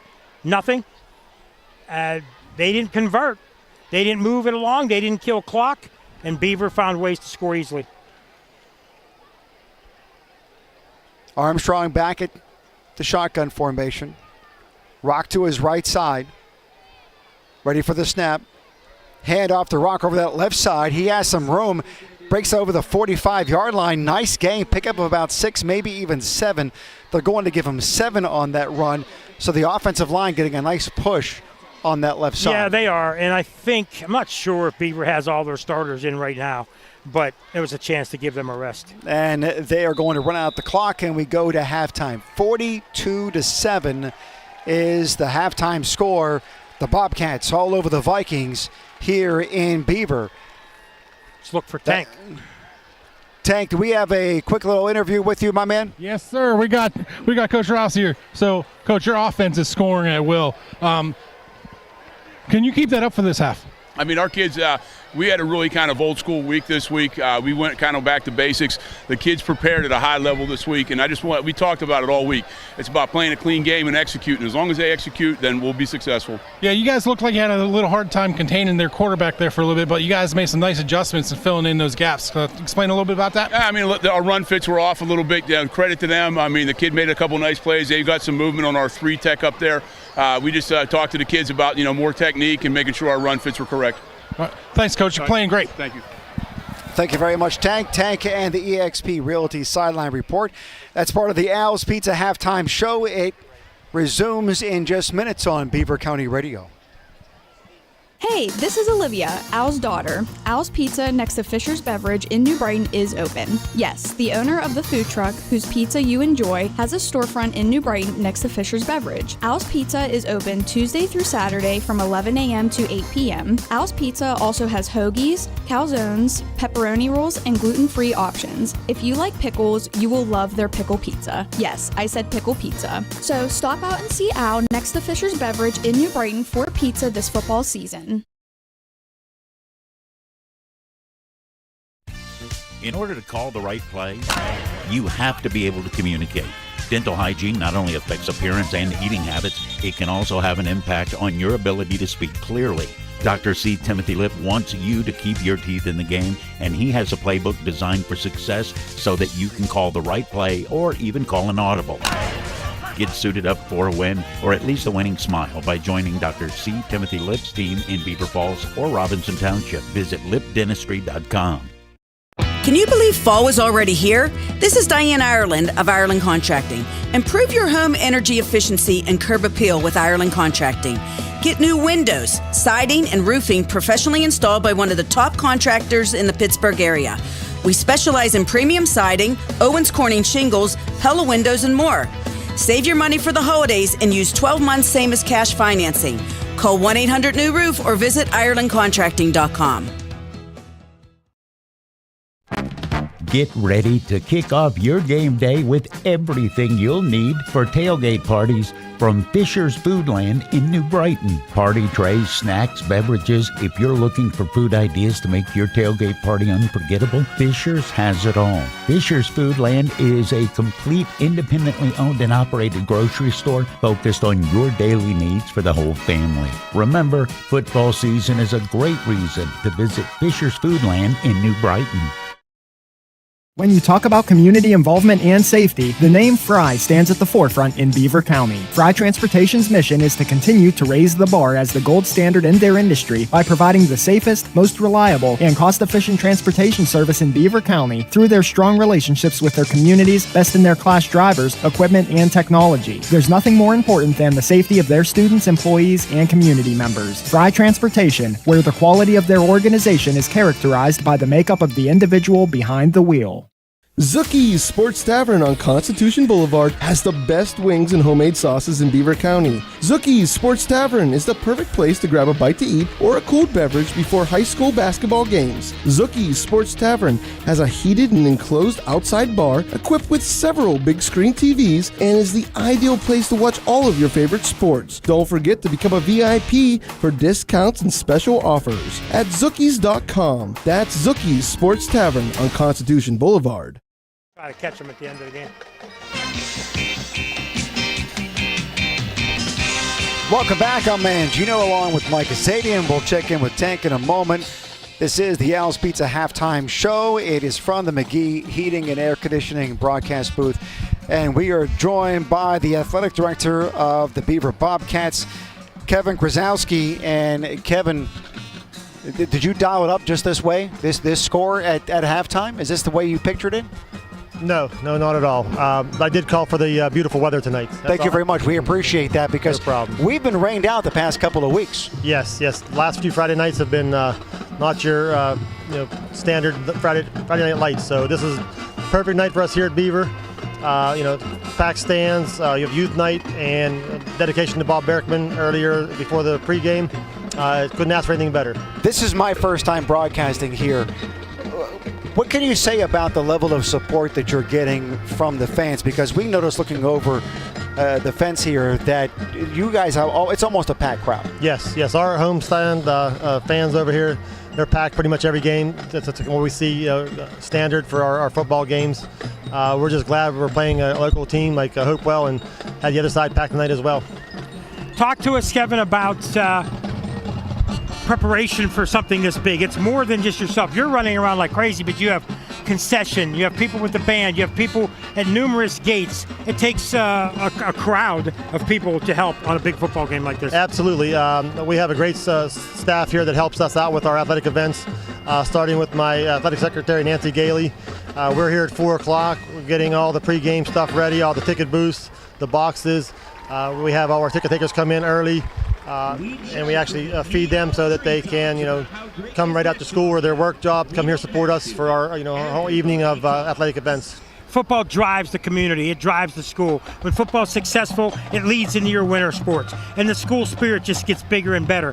How important is it for a football team to start off and get the community and the school behind you?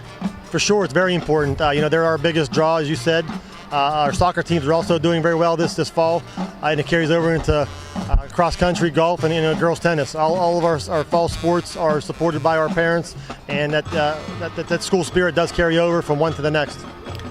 Talk a moment about the importance of being a part of athletics. Not only what we see here tonight with football, but what athletics can do and what can offer students, and why parents and grandparents need to be encouraging their young ones to be a part of athletics, whether it's here in Beaver or anywhere else around the valley. Sure. Athletics is a very important part of the educational system. It gives our student athletes, some structure and manages their time that they have to, not only practice, but, take time for studies. It's just well-rounded individuals who play our sports. They're part of an organization or a team that gives them, a sense of being a part of something. Not all of our teams are as big as football, but we do have people on all of our teams that are there for support, and they just want to be part of something, and something that they can actually not necessarily be a star in, but participate and enjoy. Kevin, your second year here, I believe, correct? Correct. From Burgettstown, longtime athletic director. Correct. Got to see your son play. I cannot remember his first name. Nicholas. And now where is he and what is he doing? This fall he is golfing on the golf team here at Beaver. Okay. They are looking to wrap up the section, probably split it with Southside Beaver, so they'll be our first golf section in quite a few years.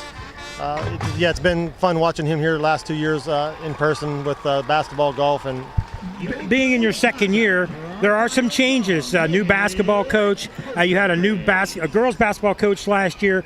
Softball's kind of on a rebuild. Yep. Baseball, still talented team. We've seen championship teams in softball, baseball, soccer, and others. So you take over a good program, but then you have to make changes and add to it as well. Yes, yeah. Our programs, like you said, they've been successful here, winter and spring. We did have to do some changing with coaching. But the kids are still the same here at Beaver. They're willing to play for whoever's on the bench or in the dugout. We're looking to just rebound and rebuild a little bit in some of those sports where we had a little drop off. Kevin, great having you stop by. Thank you so much for it. Appreciate the hospitality. And this is like the perfect spot to do a football game. Correct. And close it next year. Well, get them funds, get them donors. I do have a dome ordered. I don't know if it'll be here in time for the fall sports, but we will definitely work on having you guys back again up on top here. Oh, I love it. Much appreciated. I love coming to Beaver for everything. Well, we're open door here anytime you guys want to stop by. You never know. We might be back for a playoff game. We'll see. Yeah, let's hope. Kevin Grozowski, once again, the athletic director here at Beaver. We are at halftime. It's 42-7. The Bobcats are all over the Vikings. And the halftime show, Al's Corner, Al's Pizza halftime show continues in a moment on Beaver County Radio. The unexpected happens. When it does, you have peace of mind that you can rely on your insurance agent. As an independent agency, S.E. Snyder in Rochester can represent you to several insurance companies, so we can get you the best coverage for the best price. We pride ourselves in customer service and honest sales, so you shouldn't feel pressured with an insurance quote. If you need a quote or have questions about the coverage you need, talk with us until you're satisfied. Call S.E. Snyder Insurance Agency in Rochester today at 724-774-3584. Do you want a chance to win $1,000? Head over to the Rochester Hotel and watch your favorite NFL team every Sunday. Ask the bartender for a ticket to enter your name for a chance to win the $1,000 cash prize for free. Everyone is eligible to enter one entry every Sunday throughout the entire NFL season. Enjoy this football season with specials on all your favorite game day foods and drinks at the Rochester Hotel. The winner of the $1,000 cash prize will be chosen on Super Bowl Sunday. So head out to the Rochester Hotel every Sunday this NFL season for your chance to win $1,000. J. Young Refuse in Industry is proud to be an integral part of Beaver County for the past 34 years. Featuring a wide range of recycling services for contracted areas, they are sure to help you get the job done. The J. Young Refuse team of professional drivers consistently exceed safety and service throughout the day while their customer service representatives take professionalism to the next level. Call them today at 724-495-6199 with any questions you may have. Let Hallowed Grounds Coffee Roastery of New Brighton help you start each day with a winning cup. Taste the thrill of victory in every sip of Hallowed Grounds heavenly roasted coffee. Brew up a win when you shop small and support a local business. Help Hallowed Grounds celebrate the home team spirit and get into the zone by clicking on hallowedgrounds.com. Or score big when you stop in person at Hallowed Grounds Coffee Roastery in New Brighton. Brew, sip, and celebrate. You're listening to 2024 high school football coverage on Beaver County Radio from the McGee Heating and Cooling broadcast booth. Tonight's game is being brought to you in part by eXp Realty, the Beaver Falls Municipal Authority, Patriot Home Care, Keystone Wellness, Pride Transportation Group LLC, Forward RX, Electric Garage Door Sales, the YMCA, Dr. C. Timothy Lip, Tri-State McDonald's, I'm loving it, and Beaver County Radio. And we are back from the Al's Pizza halftime show at the McGee Heating and Air Conditioning broadcast booth. It is 42-7, Beaver over Hopewell. And Mike, how do we get to this score? Well, Hopewell had the ball first. They had to punt. Beaver, Amari Jackson from clear with a 45-yard touchdown pass. That was second play in. It was 7-0 Beaver. Hopewell then ties it at 7 with a 4-yard touchdown run by James Armstrong. An impressive drive by Hopewell. We're tied at 7. Next, on the kickoff, 85-yard kickoff return by Amari Jackson. He was 2 for 2, 2 touches, 2 touchdowns. It was 14-7. We had a game. Hopewell drives. They get to midfield, and they cannot convert.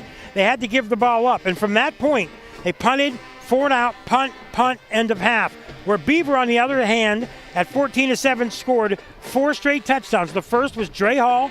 After a long drive, they had a 9-yard touchdown run by Hall to make it 24-7 in the second quarter. Brady Mayo with a 42-yard run, making it 28-7. These are all after kicks as well. Quaylen Kane with a 5-yard touchdown to make it 35-7. And then with under 2 minutes to play, a 24-yard touchdown reception by Brady Mayo, 42-7. We'll have a running clock to begin the second half. So 4 straight touchdowns at 14-7 after Hopewell could not convert. That's your turning point of the game so far for Beaver. The Al's Pizza halftime show continues from the Fry Transportation Update Desk. Here are some scores, your thoughts. Southside rolling past Summit. The score is 20-6. Well, the thing about Summit is they always have good athletes, but it's kids that haven't played ball in a while, and it's hard to get an 11-man unit. And Southside's just going to handle them at home. And for Summit, if they can hope to be on the outside looking in for the playoffs, they just hope to have a decent record. Ulster's trailing South Allegheny 15-7. a little bit of a surprise there. South Allegheny not a bad team, but Olsh, just right now, some bumps in the road. They are in the third quarter. North Catholic Trojans all over Quaker Valley. The Quakers just not able to hold up. North Catholic 24-0. It looks like another tough year for the Quakers. Again, not enough depth, hard to rebuild. You got to have 35, 40 guys, and you have to have talent. They're at halftime in Neshannock. The Lancers up 7-0 over Rochester. I got to tell you, after what happened to Rochester last week, with all the injuries, they're hanging in there against a really good Neshannock team. Rochester's a playoff team, as 4 teams will come out of that conference. But this is a big game. If Rochester can pull that out, that'll be a big victory after last week's loss. Tight, low-scoring game in Moon. They're trailing West Allegheny 10-6. I got to tell you, those two teams always play each other tough. Whether one's good and one's bad, both are equal. That's a big rivalry, and that's probably a big, big crowd up there tonight. New Brighton, this team has to be so excited after what they've gone through for the past couple of years. They are winning at halftime over Freedom 13-10. I don't know if you heard this or not, but after their first win to break the 22 or 23 game streak when they were in Shenango and they came back, they had the whole community there shooting off fireworks, congratulating them. And yeah, it was only one win in the scope of things, but it's a chance for them to turn it around, better attitude. This would be a big win for them. Third quarter, only 3 points on the board. Riverside over Union, 3-0. Union stepping up in competition, losing all their great players. They're in for a tough year. And, boy, I got to tell you, to be leading for Riverside and to be in the thick of some games after being blown out most of last year has to be a relief for them. This may be a surprise to a lot of people. Aliquippa and Mars, this is an extremely tight game. It's at halftime, and the Quip's up by only 4, 15-11. Tyke Hayes not in the game. Not sure why, but as Aliquippa has changed things around there, we don't know for sure what it is, but you have to have a certain qualification to play that week. Coach's decision, Tyke not in there. We don't know what it is. We hope he's not injured. But taking him out of that offense shows you there's some young talent there. New quarterback, Mars under Erica Separovich, always a very good squad. Tight game. Elwood City and Mohawk, they're playing in Elwood City, and the Wolverines are up 21-17 over the Warriors. Dan Bradley he rebuilt Ambridge. He rebuilt Avonworth at basketball. He rebuilt Olsh football and won a championship. Now he's rebuilt Elwood City. He's a smart man. He also has their basketball team, and he knows what to do with talent. And those kids follow him. Elwood City should be one of the top teams coming out of 2A. Well, they look to be having a stranglehold on that section. Blackhawk and Southmoreland, they're knotted up at 14. I think that is an early score because the best we have on the update is in the first quarter. Well, Blackhawk, again, 1-2 versus a 3-0 Southmoreland team. They're playing really well, and looks like they're better than last year, too. Central Valley all over McGuffey, 42-0 at the half. Cornell and Burgettstown, Cornell rolling 28-0 over the Blue Devils. Those might be two of the teams in the coverage area that are the best. Cornell looking like they'll be a playoff team. Central Valley, I don't care what anybody says when they kept saying 0-3, 0-3. They were against 0-3 against 4 and 5A competition. Central Valley will be in the thick of it along with his Beaver team in 3A. Don't worry, the Warriors will be there. All right, we are just about minutes away from the second half kickoff. You're listening to the Al's Pizza halftime show from the McGee Heating and Air Conditioning broadcast booth. We will have another interview, coach's interview, with Tank here coming up in just a couple of moments. We'll also get a look at some candidates for the CCBC Player of the Game, who's really pushing themselves to the front of the pack, if you will, getting that limelight. We'll get to that coming up in just a matter of moments on Beaver County Radio. There's exciting news. A new pharmacy in New Brighton just opened, Forward RX. It's an independent community pharmacy that fills prescriptions at transparent, cost-plus pricing on many generic medications. No insurance or discount coupons needed. Brandon Anthonopoulos will discuss your needs and how Forward RX can help you save money. The pharmacy experience you deserve is more affordable than you think. Become a Forward member today. Stop in 809 3rd Avenue, New Brighton, or check their prices at FWDRX.com. Can you afford to put off repairs or replacement of your roof? This is Diane Ireland of Ireland Contracting. With interest rates going up, take advantage of our 12-month same as cash or financing up to 10 years. Add that skylight, change the siding, or update the windows. My husband Gary and I are so confident of our expert craftsmanship that we put the family name on our business. Call 1-800-NEW-ROOF or visit IrelandContracting.com. Ireland Contracting, we got you covered. Tri-State Sporting Arms on Main Street in New Brighton is now open. Stop in and explore their extensive selection of high-quality firearms, pistols, and accessories. Tri-State Sporting Arms also pays top dollar for used firearms. Their experienced and highly trained staff is here to assist you in selecting the right firearm for you. Stop on down to Beaver County's newest firearm store, Tri-State Sporting Arms, at 807 3rd Avenue, New Brighton, or check them out on Facebook. How can I help my child to make positive choices? Start with a conversation. Start making the difference. Beaver County Parents, is your child between the ages of 10 and 14? If so, Keystone Wellness Programs is offering the Strengthening Families program in your area. This free program is designed for families to have fun together while learning ways to promote family bonding and communications. For more information about upcoming sessions near you, visit KeystoneWellnessPrograms.org, paid for with PA taxpayer dollars. Al's Pizza halftime show continues. Tank Latham, EXP Realty Sideline Report with Coach Modest. Tank?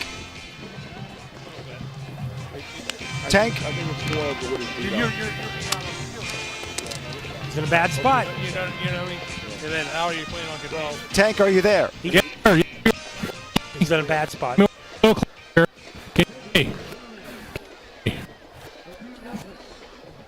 I tell you what, I don't think it's going to work. Talk to him off the air and then give us a recap a little bit later. Thank you very much. Mike, let's take a look at who the candidates are for the CCBC Player of the Game. Let's go ahead and start off with Hopewell first. Who would you say are the couple of guys that are leading the pack for you on this one? Well, I would say their quarterback, James Armstrong, has to be leading the way, leading rusher. He's their leader on offense. I would say, to me, he's their number one candidate. The tailback also as well. Brody Rock. Brody Rock is a possibility. Defensively, it's hard to say. They haven't really done great on defense. But right now, leading candidate has to be James Armstrong. What do you think? I would agree with you. Brody Rock not only running the ball really well from the tailback position, he's also their lead returner on punts and on kicks. Now, for Beaver, it gets a bit more difficult. Right. Because you just have so much talent here. Travis Clear at quarterback, he's done a masterful job of managing this game, and not only just managing it, because that can almost seem like a little bit of a dig at somebody, but he is just doing a wonderful job of being able to orchestrate and get the ball to his playmakers, and they're able to put up points. I've got three candidates. Number one candidate, I think, is Amari Jackson, because when it really counted the most early in the game when everybody's fresh, he had 2 touchdowns.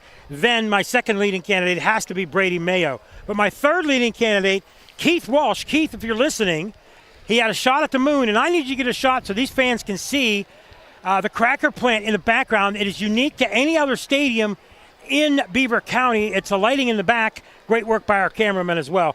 Right now, he's leading over you and Curtis Walsh for talent of the game. Yes. A couple of other players that are worthy of some consideration, too, is you look at Quaylen Kane. Yes. And what he's doing at tailback. He's been averaging 8.6 throughout the season, and I think he's right at that number, if not higher than that number so far this season. He's had a couple breakout runs. He's got a touchdown as well. So it remains to be seen as how long will these starters stay in. He's definitely another guy to keep an eye on. I suspect that after midway through this third quarter, we won't see Kane, we won't see Mayo, we won't see Jackson, we won't see Clear. So we're going to have to pick from these guys probably by mid-third quarter, unless Hopewell has a stunning comeback. Also now in the third quarter, Central Valley 49-0 over McGuffey, and they certainly do want to prove a point and feel bad for the McGuffey kids, but Central Valley was due to break out big time. Brady Mayo, not only is he doing it on the offensive side of the ball, we've called his number a lot on defense too. He has really stepped up there, put his body into this to be able to bring down the big freshman in James Armstrong that's 210, and then Brody Rock that's coming in at 210 as well. I got to tell you, and I'll get a chance to talk to him later in the year.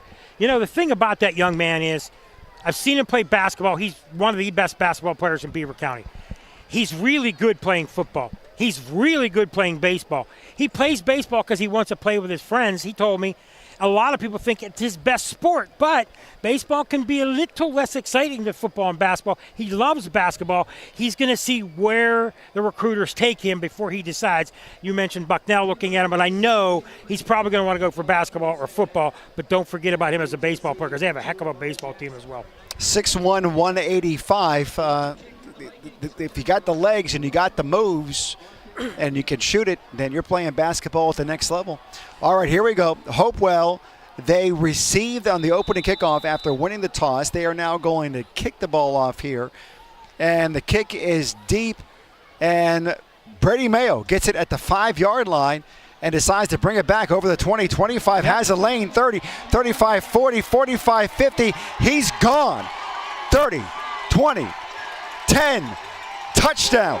The only person catching him was Amari Jackson, and the only thing that saves Hopewell is that there's a flag on the play at the 28-yard line. Now, I don't think it's holding, but I don't know for sure. There were two guys, and it was long after he was down the field.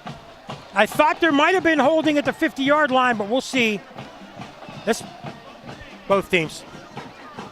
Personal foul. Both teams, they were fighting and pushing, so Mayo with 92 yards maybe? At least 90. Yeah, 92 yards. And so the question becomes, they decided to waive off the penalty, and instead of having them do it again, they're going to count the touchdown, and Coach Modis is beside himself. How do you have offsetting penalties in the play and then not have them replay the down, if you will, and this would have been the kick? Well, it was long after. It didn't affect the play, and it was personal fouls against each team, and that's what they did. But I got to tell you, they're going to talk about it a little bit more here. But I noticed the seam, and I said to myself when he was at 20, if he gets through that seam and gets to the 30, he could be gone. It's exactly what happened. Let's see if they make a change. They're going to talk to Court Rouse right now. And this, I don't know. They're bringing the players back. Yep. Tank, any insights from the sideline? Yeah, guys, that was definitely a little skirmish down here about the 30-yard line. Head coach was pretty upset with the guy telling him just get away when they just start doing that stuff. On that kickoff return, there was a great lead block by number 2 Jackson that pretty much took him to the promised land. Let's see if they can do it again. Let's see if they kick it to those guys again. It's pretty dangerous out there. Can you hear us? What's the rule on that? Offsetting penalties, does that bring the play back and do it again? Usually if it's on one team or another, but this seems to be offsetting. What's the rule there, Tank? I am not sure on that. I'll check with one of the officials when I get a chance. Thank you, sir. Thank you very much. They are set to kick this off again from the 40-yard line. And how about that? Amari Jackson, he sets the block to free Brady Mayo, and then Jackson is so fast that he caught his teammate at the 10. He's fast, big time. Football's his best sport. And Mayo just flew by everybody, and nobody was going to catch him either. Two special athletes. Here comes the kick. It is a squibber. One of the up men take it, and down at the 43-yard line, it was bobbled and then cradled. And then now Beaver has it 1st and 10 from the 43. Maybe the best kick. Well, yeah, I think, a lot. You do want to kick deep, but once you've been burned too many times on special teams, you're going to give up possibly 30, 35 yards if you make the tackle, but you're not able to tackle them on special teams all night long. What makes you think you're going to – so maybe they give up 10 to 15 here if you get them before the 30, but they give up some field position. Game's already pretty much out of hand as it is. Yeah. Hopewell is so young. They're playing so many underclassmen at this point. Yes, they are. You look at their starters. It's a learning experience for them. So many of them are freshmen and sophomores, just a couple of seniors that are on the starting roster. So you have guys that have tremendous talent. It's just about honing that skill, and they are clearly in a building phase. And I wouldn't want to run into Hopewell in the next couple of years. Couple of years, hopefully all these kids keep coming back and working, and I think they have the right coach for it. Clear. Wow. Out to the flat. Caught. Amari Jackson has it over midfield. 30, 25, 20, 10, 5. Touchdown. The defense for Hopewell took the wrong angle, and he took what was a swing pass and took it the distance, but there's another flag on the play on the opposite end of the field at about the 47-yard line. It had nothing to do with the play whatsoever. I don't know what it's going to be, but that's where he holding. Could have holding on Beaver. Holding against Beaver.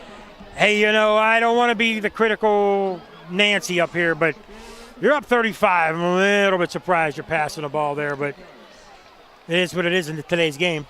It is, but at the same time, even though it was a pass play, I think the pass was only a 2-yard pass. That's true. It but was who's set it up to? kind of like a wide receiver screen. But who's it to, though?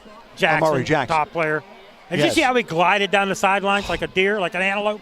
Just When the special absolutely players like effortless. him, Tyke Hayes, they glide. They glide, and he was untouched. Everybody had an angle on him. They couldn't come close to getting him. Wouldn't be surprised if they tried that again. Very deceptive speed. Clear, backfield. Kane next to him. Back to pass, throws a screen pass, and they are going to score on this one. Wow. He took a turn inside instead of outside and was brought down. That catch by Isaac Sessi on the screen pass and was able to get it all the way to the 30-yard line. Any yellow on the field? No, I don't think so. Everybody came to the quarterback, or they went to the right side to follow the two main receivers. Nobody looked up the middle, and that's where they were. If Sessi goes to the outside instead of breaks back inside, he scores. No doubt. Travis Clear leading his offense one more time. Kane in the backfield, out to Amari Jackson, makes a man miss, makes another man miss, dodges a third, a fourth, touchdown, Amari Jackson. Are you kidding me? How many moves? 2, 3? He had a guy on him, he wrestled him away, then he made a move on a second guy, then he made a move on a third guy. Not only did he break a tackle, he made 2 juke moves to beat them. Oh my goodness. He is an unbelievably talented kid. What a play by Jackson. And that's going to go for 35 yards, maybe? 30, I think it was 32. 32 on the official tally on that one. The kick is up, and the kick is good. It is now 49-7, and the Bobcats just rolling everything they want to do. The only thing that's keeping them from scoring are their own penalties. Exactly. They made it look easy. I mean, when you have talented kids and now you're against a broken squad and you've got this game in control and you've got a kid like Jackson who has a nose for the end zone and he makes plays in the wide open like that, and Hopewell's just having a tough time tackling players, and now the coach is getting them together. On the other side of the ball, if you're Hopewell, you got to just keep coaching. You got to be positive. You can't bring the kids down. And this has to be learning experience for them. You're going to take some tough beats. But I can tell Hopewell's a little bit better than they have been in the past, but a little bit better. It takes time to get it. The toughest thing in football is to rebuild. And you can rebuild easier in basketball and in baseball with a pitcher or a guy that can shoot the ball. But in football, you need linemen. You need guys that can run. You need guys that can tackle. It is so hard to do in football. Here's the kickoff. It is high and it is deep, and it is taken at about the 14-yard line, up the middle over the 25, 30, 35-yard line. So they'll get it. Hopewell, 1st and 10 from about their 36. Let's go down to the sideline for the eXp Realty sideline report. And Tank, what's the vibe on the sideline with Beaver right now? The vibe down here is pure enjoyment. There's just kids having fun playing football. Looks like we got the second stringers warming up, getting ready to go in next time they got offense. You got a new snap, you got a new center, and a new quarterback warming up. So I think the first stringer is done. Yep. 8:45 to go and a running clock, and Hopewell has it. 1st and 10, handoff. Rock has it over the left side, looking for somewhere to go. Able to get some nice yardage, pick up a 5 yards on the play. Here's this thing I noticed. With Jackson and Mayo versus Rock and Franklin. Rock and Franklin at times will hesitate, wait for a block, hesitate to go forward. Not every time, but sometimes. Mayo and Jackson, full force ahead. no regard for anything. And that split second or two is the difference in big plays. That's freshmen versus seniors. There you go. Yeah, they're making cuts and everything, but they don't stop. They keep always moving forward. Handoff. Rock has it over on the right side, looking for some room, and he's able to make something out of nothing, picking up 3 yards, setting up a 3rd and 2. And don't get me wrong, that's not to discredit the lines or anything, but, Beaver is getting some good blocks on some of these plays, but they weren't on the first couple of series. Hopewell held them tough early on. But Hopewell, a young line, it's hard when you're going against senior linemen. You might beat them once in a while, but you're not consistently even or beating them. And that takes time to develop a line. That's why everybody says you have to develop from inside out. So hopefully for their quarterback and running back's sake, that them and their offensive line, their line will grow together in the next 3 years. Armstrong, back, decides to keep it, looking for first down yardage, and picks up what he needs, plus about 6 inches. He'll get it. I really like what I've seen from him so far. I like the attitude of the Hopewell coaches that I talked to earlier. I like the attitude of Matt Modest, the new coach. And I really think that in time this team is going to turn things around. It might not be as soon as them in the community want, but I think positive steps have been taken. One of the things that the Hopewell coach does, Coach Modest, is that he has James Armstrong come to the sideline between every play in order to get the next play. So my man's running a good 25, 30 yards in between plays, plus what he does inside the game. Handoff over the right side, over the left side, pickup of about 3 yards. And they are going to continue to run what they have, and they're not going to give up on this. From Tank on the sideline, he told me, we talked to the coach, said there was some sickness in practice this week, and they're going to kind of go back to some basics this half and just try to work on some things. But, that's tough when you've got a handful of kids sick in practice. It takes away from your week leading up. Tank, let's get some more insights on this. Because of the illness, are we having guys that normally would be playing that haven't been able to because of those illnesses? Is that what the coach said? No, the coach was saying that basically some of the kids had some colds and allergies, and they came back and started this. So that's why they look so tired out there. Okay. Getting that congestion. All right. And that makes complete sense. Yeah, it does. If you're dealing with colds or whatever it might be, and you're not at 100% and the other team is, it's really hard to keep that energy level up like you need to. I'm a little distracted because of the flashing lights at the icy machine down there. I think we need to send our big guy down there to get us all an icy. What do you think? Big Country, you ready to get icy? Get down and get us some icy. I don't think he's interested in going down those steps anymore than he has to. We're going to need a crane to get me down.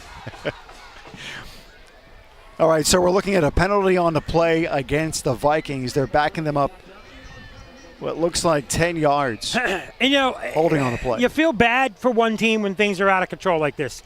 But again, it's a matter of the community and the coaching staff staying with it, getting the kids that are there now to stay with it and build and grow, and then add on each year and have those kids stay with football. I mean, they won a state title at this school before. They were competitive for years at this school. And you can turn it around. It just takes a lot of people to do it.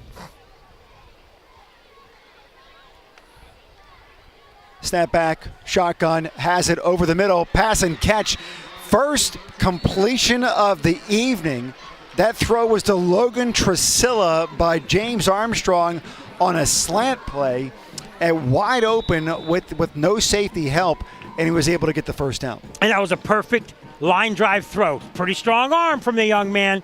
Accurate that time. He's 1 of 3 now, so give the man credit. He saw the play. The man was open, and we're going to get, after this play, we'll get the Fried Transportation Instant Update desk after this play. Armstrong's in the shotgun. Rock beside him on the left side. Runs that over the right side, past the 35-yard line, able to get inside that right around the 33, pickup of about 3, maybe 4 on that play. Fried Transportation Instant Update Desk. Ambridge 21, Mount Pleasant 10. Central Valley still up over McGuffey now 49-0. Aliquippa now taking a much bigger lead over Mars 29-11. And a final. Neshannock beats Rochester 21-0. Second week in a row Rochester gets shut out. Evidently, probably still some injuries on that team. And you're right, this is the first time Rochester's been shut out twice in forever. I see New Brighton 20, Freedom 18, and the Southside game, I didn't get a chance to see that, but. Hand off to Pipkins. Thomas Pipkins the third on that play, able to get one, maybe two, setting up a third and what looks like 4, maybe 5. Southside 35, Summit 6, Riverside 9, Union nothing, and West Allegheny 24, Moon 12. Elwood City 21-17 over Mohawk. Thank you, Curtis Walsh. Beautiful night for football. Oh, hey, we haven't had to put the sweatshirt on yet. You believe it? Beautiful moon casting its rays upon us. And Armstrong with the quarterback keeper. Looks as though he's going to get first down yardage on the 3rd and 5. They're going to give him 5.5. And it's great seeing these guys when they're trailing 49-7. Mm-hmm. The offensive line is still giving the surge. They're playing hard. And this freshman quarterback, along with Brody Rock, the freshman tailback, playing hard too. And what's going to happen is if these kids stay together, they're going to remember the losses. They're going to remember it in the weight room. They're going to not want to get embarrassed. And can you imagine this young man, if he stays at quarterback and with an offensive line that's a senior-laden team, what he could do in the future? That's what I'm thinking about. And Montes has tremendous confidence in him. He's back to pass, pump fake, deep toward the end zone. And is it caught? No, in and out of the hands of his receiver, Logan Tresilla. Double coverage on that one, but he threw it right in there. Nice pass. Nice soft touch pass. He's got protection. What's it show when you have people protecting you and you have time and you're not rushed? He threw it right there in the open arms. You know, Kingston Krotek has a good arm. He was one of their best pitchers on the baseball team. And now he's out for the year. What's that mean for him in the future of football? We don't know. But this young man may have garnered this a starting job at football for the next 4 years. Takes a snap, inside handoff. Rock has it, plowing up the middle, close to the 20-yard line. He gets inside the red zone. Nice run there. Pickup of about 8 yards on that play. Brody Rock still working the legs. And there's pride there, too, with the Hopewell kids. Guys like Rock. And, yeah, I'm sure Beaver has some second-team guys in there. But guys like Rock, these guys have pride. They want to score. They don't like being beat the way they are. And they're going to still play hard. And that shows the guts of a team, the leadership of a team. You got to keep playing hard. You don't want to completely give up. So I would imagine in the fourth quarter they bring other guys in, but trying to score a touchdown here. Mott's in the shotgun. Snap way over his head. He's going to have to dive on. No, picks it up, tries to find some room, breaks it outside. And it was picked up all the way back around the 36, 37. He gets it back to the 33. Yeah. Just an errant snap. Yeah. You know, that is one of the hardest things in high school football. We see it every week. Yes. At least one or two. It's a long snap, snaps back there consistently. Each team with a possession in the quarter, and we go to the fourth quarter. Fourth quarter, it's 49-7. Beaver all over Hopewell. The fourth quarter is next on Beaver County Radio. In order to call the right play, you have to be able to communicate. Dental hygiene not only affects appearance and eating habits, it can also have an impact on your ability to speak clearly. Dr. C. Timothy Lip wants you to keep your teeth in the game, and he has a playbook designed for success so that you can call the right play or even call an audible. Get suited up for a win, or at least a winning smile, by joining Dr. C. Timothy Lip's team in Beaver Falls or Robinson Township. Visit lipdentistry.com.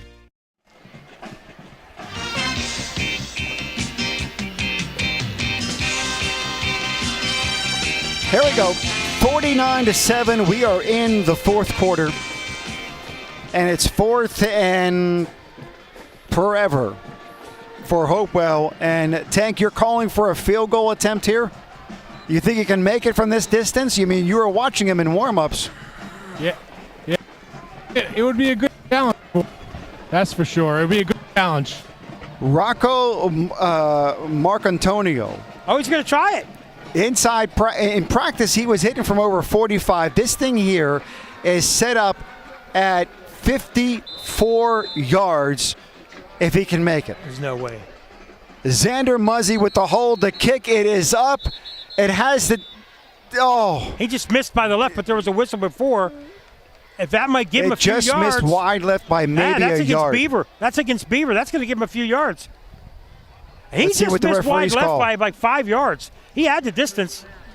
Yes. So offsides against Beaver. They're going to give him another chance. He had the distance. It just moved moved left. Yes. He just missed it by maybe 5 to 10 yards left. So interesting.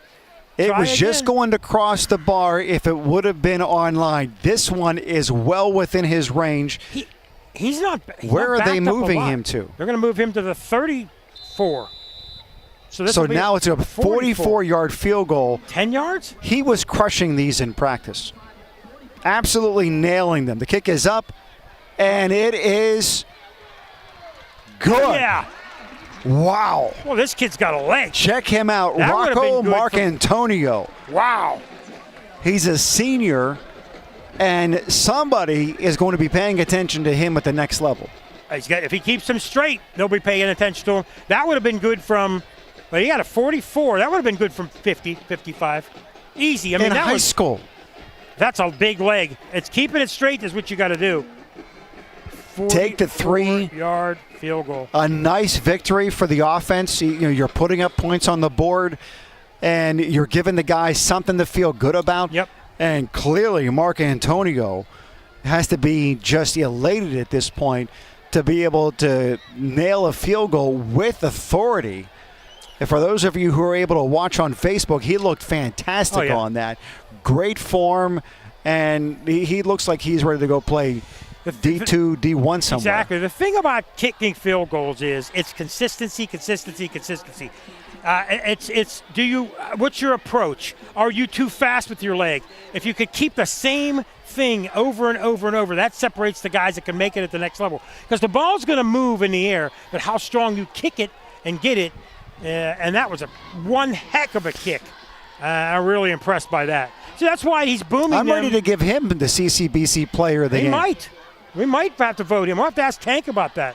Can you give it to a kicker, Tank? Oh, yeah. Does that count? We gave one to a kicker for Vernon. Oh, that's right. That's right, we did. For Bill Vernon and for the game that didn't finish. Yep. Here comes the kickoff. It's high, and it's deep, and it's near the out of bounds, and it does go out of bounds. That one out of bounds, and now Beaver gets it. We should First and mention 10 from the Tank's 35. help on the sideline. He's going to be our sideline guy next week, Derek Rossiter. He's learning from Tank, and Tank will be out of town next week. Next week we have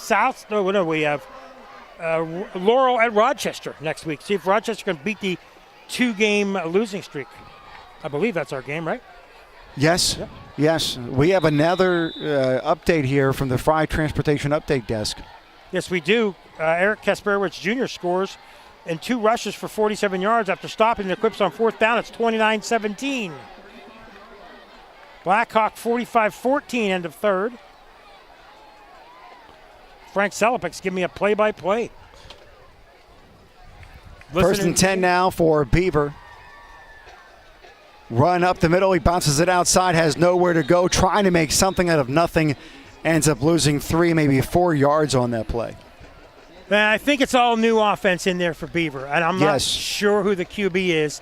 I think they're moving guys in and out of the lineup so fast. They just sent in number 10, number 16. I can't read the roster. It's just too dark for me up here. What do you see, bud?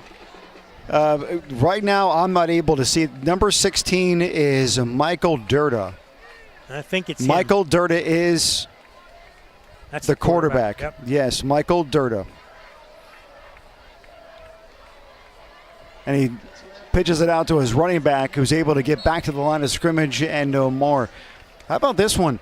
Number 10, 16, Michael number Durda. 10. Number 10 is Amir Jackson. I wonder. They're both freshmen. How about this one? Gotta be. Amir Jackson is a freshman, 5'6", 125. And then Michael Durda is a freshman, 5'7", 150. Amir, do you think it's Amari's brother? Maybe. Same first letter of the name the same? I think we'll know for sure if we can get him out in space and watch him run. Tank maybe investigate that. Or the Jacksons. Tank puts his hand up. He's listening to us. All right, very good. Thank you very much. Look at how well he listens, man. Look at him. We trained him well, haven't we? He is all over this. We have trained Tank well. All right, here we go. Michael Durda shotgun and flags. There's a whistle. Timeout. I think it might be a timeout. Delay of game. Oh. We have a delay of game. They're down to 0, of course. What a great experience for two freshmen here that are going to be able to have some real game reps. And this is what these second teamers, they go through the practice just the same way everybody else does. They want to be able to have their opportunities, and while they're out there, they're going to do all that they can to be able to show the coaches, don't blame you. You have to, because you're not going to get a chance if you don't. Durda takes it, hands it off. Jackson has it over that left side, able to pick up a yard and no more. Should we ask Tank? I think we should. It looks as though Tank may know something. eXp Realty sideline report with Tank. Tank, what do you got? So, I just walked up to number 2, Jackson. He said that's definitely his brother. He's up there and watching from the sideline and rooting him on. Well, it didn't take him long. He went right to the source.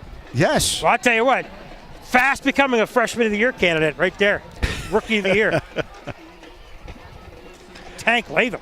49-10, running clock, 8:50 and counting. The Beaver all over Hopewell. And they are now set back to punt, 4th and about 17. It's not delay a game this time. No. Waiting to see a call. The officials I don't see timeout. Have whistled everything to stop. The clock is still running. Yeah, but it's supposed to stop on I thought it would stop on us. Timeouts and penalties. Referee, what's he going to say? Here comes the official call. All right, illegal substitution on the defense, and so they're going to move it 5 yards further. It is still 4th and 12, and they are going to punt it away.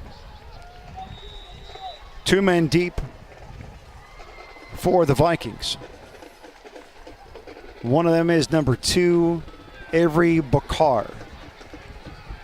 And it bounces it around the 49-yard line, takes a Hopewell bounce, and they are going to take possession of this right around the 47-yard line of Beaver. So do you bring back out the starters for Hopewell? Because you got 2 freshmen here at quarterback and at running back. You have young guys. They need the reps. I mean, granted, you normally do bring in the 2s, but at this point, don't you need more playing time? You do, but I wouldn't want to injure the quarterback, the running back. I'd let some other young guys get in there. I don't know what Hopewell's going to decide to do. Maybe they feel like they shouldn't have been scored on in the second half, but they didn't prevent it.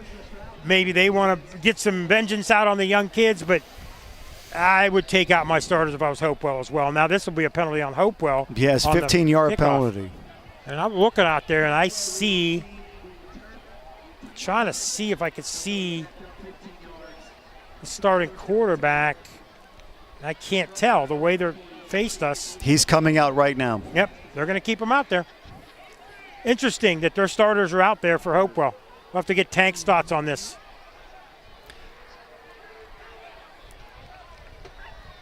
Maybe we get Tank, you played, you coached. What do you think about keeping the freshman out there? I think it's a good idea to keep him out there so he can get some good game time on film so they can watch it for next week. He is a freshman, so obviously they don't have anybody above him. Yeah, good point. After Krotek's out, he's going to hand off. Running back has it bouncing over the left side. He has some room, picks up first down yardage over the 47-yard line of Beaver into Beaver territory all the way down to the 44. Nice run by number 26. Let me double check this here on the roster sheet. Number 26 is Joshua Brunton. Joshua Brunton is a junior, 5'9", 155. Now the key is for both Hopewell and Beaver. You know, Beaver struggled for years in football for a while too. But the key is to get young players and keep them with the system and develop. And that's what Hopewell is trying to do. I spoke to Modest this week, the head coach of Hopewell, and they were able to take Ambridge to overtime. Nice run all the way down inside the red zone, plowing all the way to the 10-yard line, carrying some players with him. Granted, it's against the twos for Beaver, but Joshua Brunton was able to take that nearly 40 yards on that gain over the right side. Good for him. You continue with the. So Modest was telling me that when they were playing against Ambridge last week and they went to overtime, even though there were some troubles that Armstrong had earlier in the fourth quarter, when they got in close, he was able to score the touchdown. They immediately knew that they wanted to go for two. He was confident he was going to get that two-point conversion. He told me he was walking back to the 50-yard line, taking his headset off. He had that much confidence he was able to get it in from 2 yards out. Beaver for the with win. the timeout here. But, I agree with that. I mean, you're Hopewell. You're trying to get up to Schneid. You're trying to get away from some losing seasons. You want to try to win. If you don't go for it and you tie and then you have to keep on playing, then you say to yourself, and you lose, you say to yourself, oh, we could have. But if you lose the game, you had a chance to win, you went for it. Winning mentality. Yes. Yeah. Tank, do you agree with that? Winning mentality? Yes, sir. Yes, sir. And so you got to, and they've been playing really well so far this season. I mean, I think this is one of those ones where it's kind of an aberration, where they were able to beat Riverside 38-25, fell to Newcastle 42-19, had that overtime victory over Ambridge, a bigger school, a senior-laden school at Ambridge, 35-34. That's a tough loss for Ambridge, but that big looks like a win for them tonight. You know what? I mean, I'm expecting good things out of this Hopewell squad. I am eventually. I'm expecting better things coming from Ambridge. Freedom, as I mentioned, Riverside. I mean, I like seeing these teams that have been struggling turn it around. It makes it. I mean, I don't want to see Rochester struggle the way they are, but you know what? I mean, it's cyclical, but you like to see programs build, and the whole county is better. That's what I want. The whole county to be better.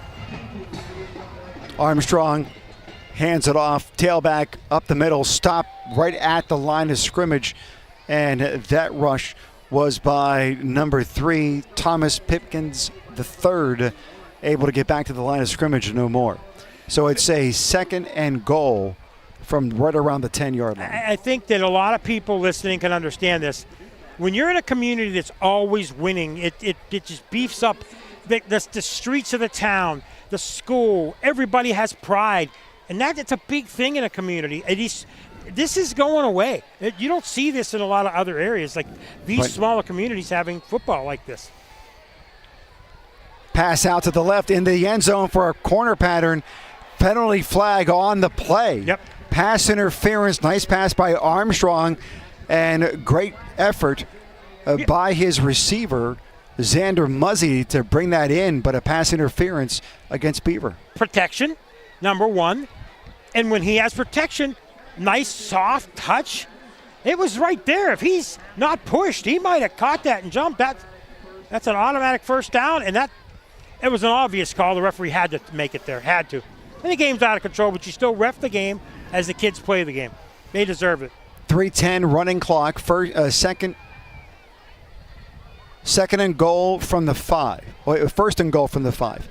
Scoreboard says first down, and the down marker on the field says second. Snap, handoff, touchdown, Hopewell.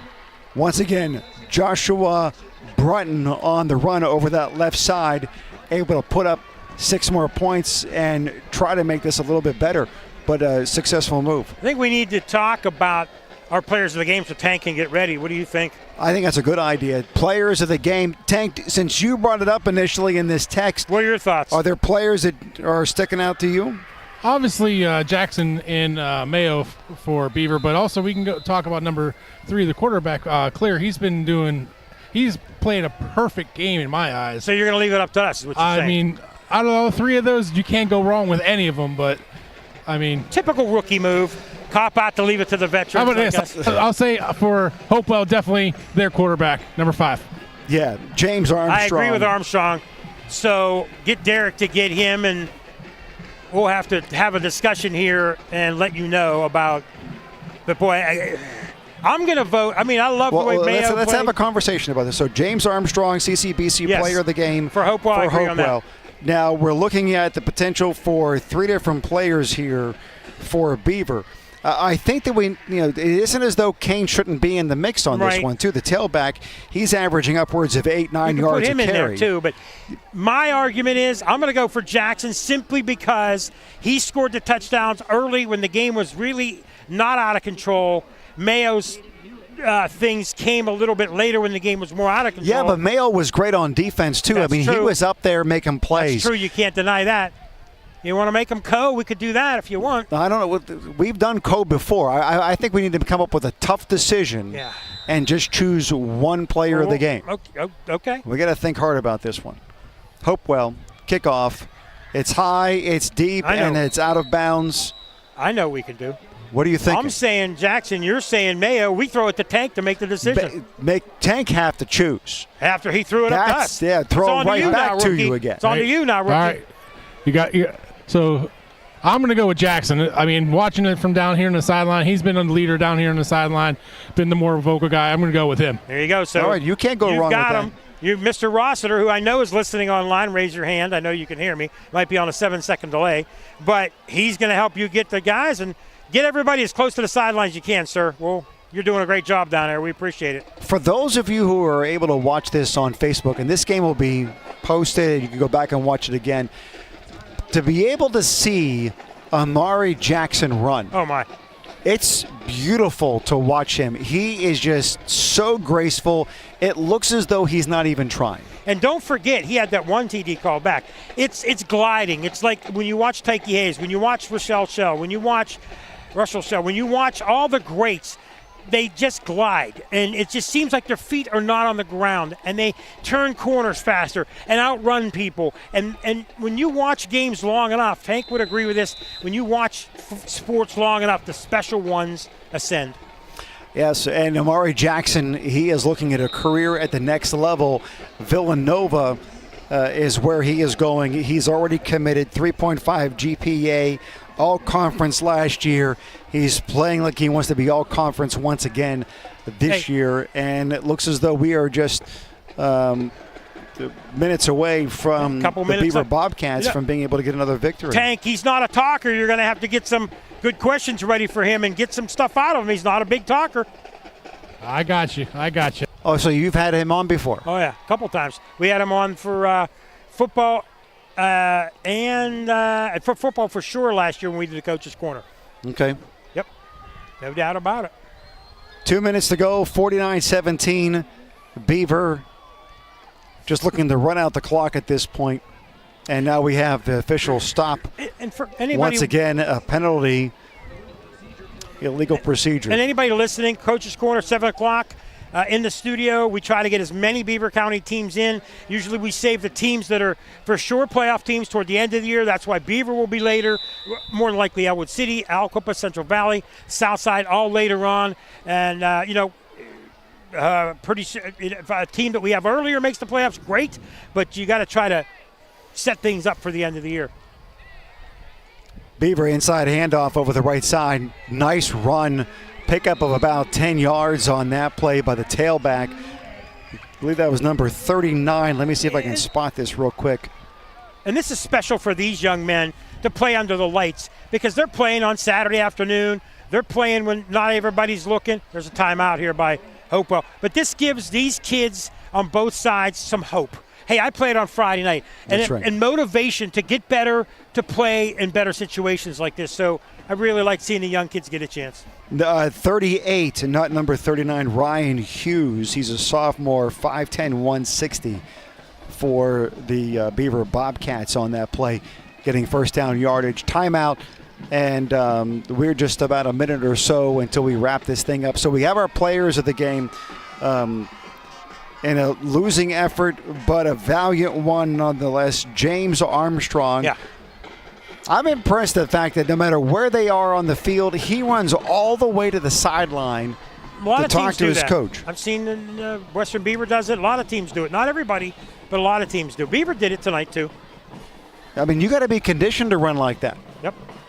I mean, the difference between him doing it and Clear doing it is Clear is a drop back passer. He's not out there running the ball for half the carries for the team. They're just going to let it go. And okay, here we go.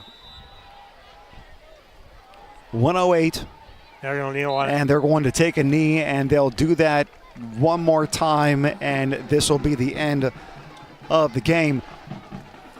That's the right thing to do. It is. It is. I mean, I understand you're running the other guys, and you're not wanting to you don't want to run up the score, but at the same time, you want to be able to give some meaningful reps to players as well. And And the Hopewell just decided to clear the benches, and now everybody who could be in is in.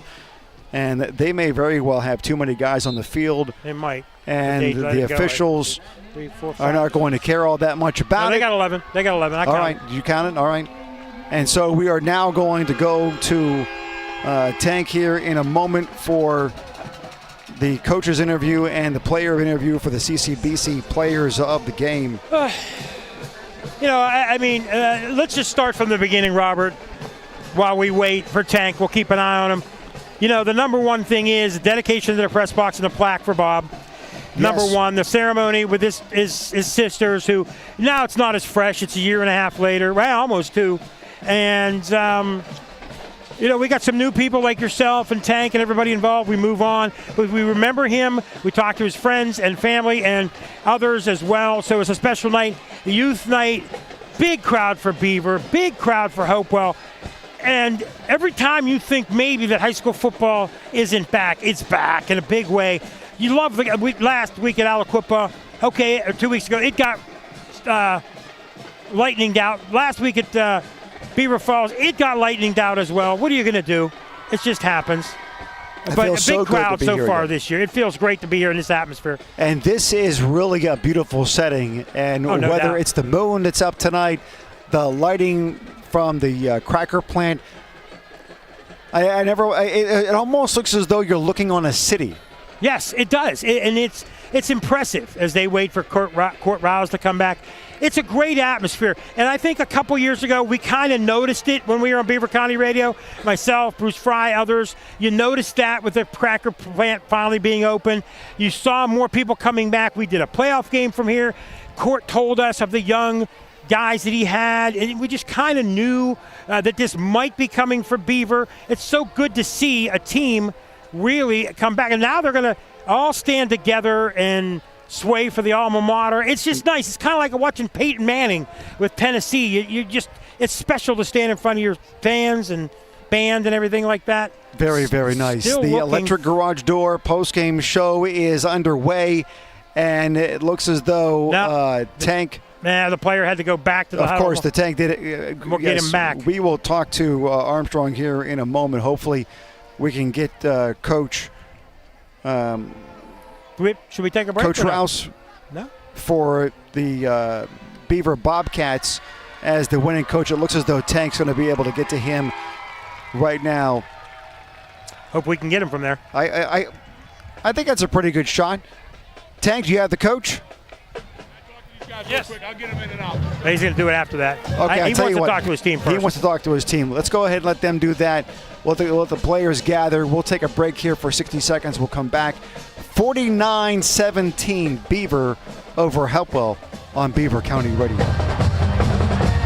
Might be time to repair or replace that old garage door. Call on Robin and her team of expert installers at Electric Garage Door Sales in Monaca. Dial 724-774-3200 and your door will work like a charm. Featuring CHI quality garage doors, LiftMaster garage door openers, and over 50 years experience, Robin and her team will get it done right. Electric Garage Door Sales. Give them a call at 724-774-3200 or find them online at electricgaragedoorsales.com. Looking for that special home or wanting to sell yours? Let the Lisa Latham team, brokered by eXp Realty, help you. Hi, I'm Tank Latham, and our goal is to make you feel comfortable whether buying or selling. Lisa and I strive to make the process as smooth and as easy as possible. We invite you to visit the all-new eXp office located at 926 3rd Avenue, New Brighton. Give us a call at 724-307-5472. Check out Beaver County home inventory on our website, lisalatham.com. The Lisa Latham team, results that move you. After any big game, people will be talking. This is Ellen Barras from Falcone's Moon Township Ford. The same is true when you get your new vehicle from Falcone's Moon Township Ford. Neighbors, friends, and co-workers will notice the new winning style reflected in the car, truck, or SUV you just got from Falcone's Moon Township Ford. Located on University Boulevard, across from Robert Morris. Click and save at moonford.com and discover what the talk is all about. Falcone's Moon Township Ford, where friends send friends. Did you know that if you have the ability to listen to the radio, you have the ability to dig a ditch? It's true. By renting the right equipment from D&G Rentals in Beaver Falls, you can turn big projects into simple ones. So if you can master your cell phone, you can probably build a new patio or pour a new sidewalk. You already have the know-how, you just don't have the right tools. And that's where D&G Rentals comes in. Visit dgrent.com. So remember, if you can change the channel, you can probably change a transmission with a little help from D&G Rentals. The Electric Garage Door postgame show continues from the McGee Heating and Air Conditioning broadcast booth. We now go down to the sideline, EXP sideline reporter Tank with our CCBC player of the game for Beaver, Amari Jackson. Congratulations for being CCBC's player of the game tonight. So tell me, how did you learn on the way you do? It's just all the hard work I put in. The people around me, they help push me, and I just take the tools that everybody gives me and just put it in my craft. I mean, some of those jump cuts I see you do there, I mean, that's not just something you just do. You got to learn how to do that. So what are some of the drills you do for that? I do like footwork drills, like stopping on one leg, breaking on one leg, like coming out my breaks easier, and I feel like that just helps me like jump cut. You mean you don't just like go around trying to chase a chicken and catch them like Rocky did? I didn't do that. Oh, okay. Well, so after high school, what's your plans? I was going to attend the University of Villanova. Oh, good school. What do you plan on majoring in? Business. Sweet. Hey, if you ever think about real estate, look me up. Congratulations. Congratulations indeed, Amari Jackson, CCBC player of the game for the Beaver Bobcats, and the CCBC player of the game for the Hopewell Vikings, James Armstrong, the quarterback freshman, and Tank, take it. Hi, guys. I'm here with the CCBC player of the game for Hopewell, James Armstrong. How do you motivate your team as being a young quarterback? You're a freshman, correct? Yes, sir. I mean, I just try to do my part by helping the team out and win. It didn't work out today because we played a good Beaver team, but we still got a lot of years to go, a lot of young guys, so we're just going to get better as years come. Yeah, you guys are looking impressive there at times there with the power game. You guys can plan to continue that to be your persona, or you some other things in the works for down the road? We're more of a passing team, you'd probably say, but we just need to get some more chemistry because those aren't the guys out there. I haven't really gotten any chemistry with them. I mean, I've been playing with my grade for my whole life. So once we get that chemistry down, we're going to be more of a passing team. But we got a great running back in Brody Rock and some pretty good linemen. So we'll be a good team running the ball too. Yeah, I mean, I can see the potential there for sure. Keep working on it. I'm sure we'll be seeing a lot from you. Congratulations. Thank you very much, Tank. James Armstrong, how about that, Mike? He says he wants to see them be more of a throwing team, and he makes a really good point. As a freshman, he really didn't have a whole lot of time to be able to develop any kind of real chemistry with his receivers. We'll get to that in a moment. We are now going to be joined by Court Rouse. He is the head coach of the Beaver Bobcats. He is with Tank on the sideline now. Tank? Yeah, I'm here with Coach Ross here. So that was like a well-oiled machine. How did you build that culture here? I mean, it all starts in the weight room, and when we took over 4 years ago, we just committed our kids to the process of that work, and we started in the weight room, and it's just built from there. And the kids, I give them a lot of credit that we came off that tough Amani loss last week. We always talk about going through adversity. It doesn't build character, it reveals it. So we put them through some pretty hard practices this week, and they stepped up and they met it, and they just kept grinding, and I give them all the credit, man. They did a great job tonight. I mean, it is not just a football team. It's this whole stadium. It's the crowd, and everybody they all bought in. And kudos to you and your coaching staff for that. Thanks, man. I can't say enough. I've got great coaches around me. They make it so much easier for me. I mean, my offensive coordinator, Ryan Mayo, defensive coordinator, R.J. Cook. I got another head coach, a former head coach on staff with Matt Weiss. I got a lot of young guys that are coming into the coaching ranks that are giving us a hand too, and it's like I just give all the credit to everything those guys come and bring to this team every single day. All right, thanks a lot, Coach. So looking forward to meeting with you on the Coach's Corner on Wednesday sometime. Thank you very much. Tank Latham on the sideline with the interview of the head coach and the CCBC players of the game. We'll come back. We'll take a look at the Fried Transportation update desk in a moment, take a final look at today's game, and get a little bit of a sneak peek at what you can expect with Bruce Fry with the Falcones Moon Township Ford wrap-up show coming up. One of the Beaver players on the sideline just got a cramp, and he's hurt. And he's, I don't know who it is, number 10? Is that Jackson? He's cramping up after the game? After the game. He fell down, and he's grabbing his – Tank, help the man out. My goodness. Help him out. I don't think it requires CPR or anything. Come on, Tank, get in there. Squeeze a calf or something. All right, we'll come back with final thoughts on this game coming up in a moment on Beaver County Radio. Make your dream of a college degree a reality at Community College of Beaver County. CCBC offers 10 pathways to success, including health sciences, criminal justice, industrial technology, business, and more. Start at CCBC and finish your career or get transfer ready, all at a realistic cost. Enroll today, ccbc.edu. Sometimes you win and sometimes you lose, but the game of life is a lot easier to play when you're insured with the best. More than 117 years has proven the Henderson Agency in Aliquippa knows what it takes to provide their customers with the best insurance for their needs. Auto, home, motorcycle, boat, or business. They pride themselves on good, old-fashioned friendly service and represent several insurance companies, including Progressive, National General, an Allstate company, and Mutual Benefit. The Henderson Agency, Aliquippa.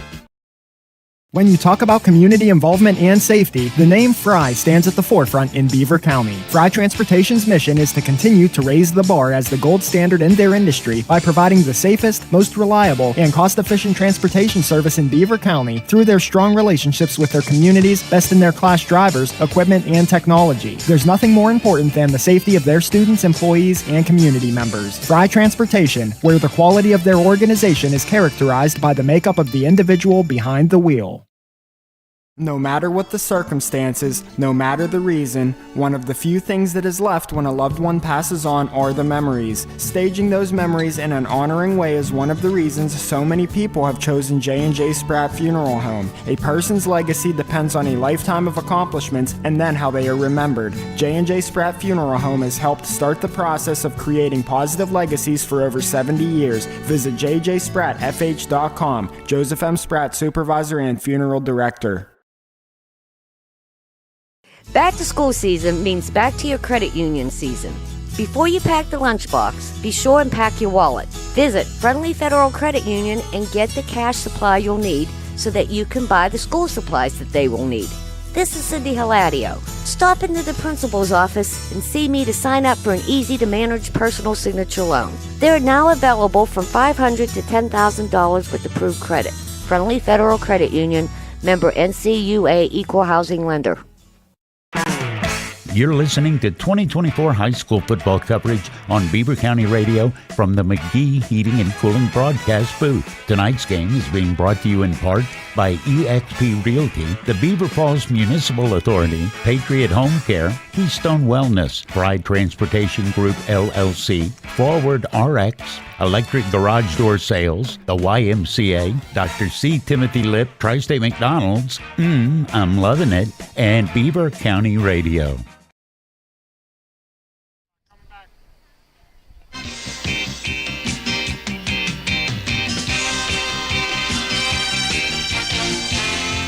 The Electric Garage Doors postgame show continues. Let's take a look at the Fry Transportation update desk, and we will soon be going to Bruce Fry and the Falcones Moon Township Ford wrap-up show coming up in just a little bit. But first, in looking at these scores from all over the Beaver Valley, let's see here.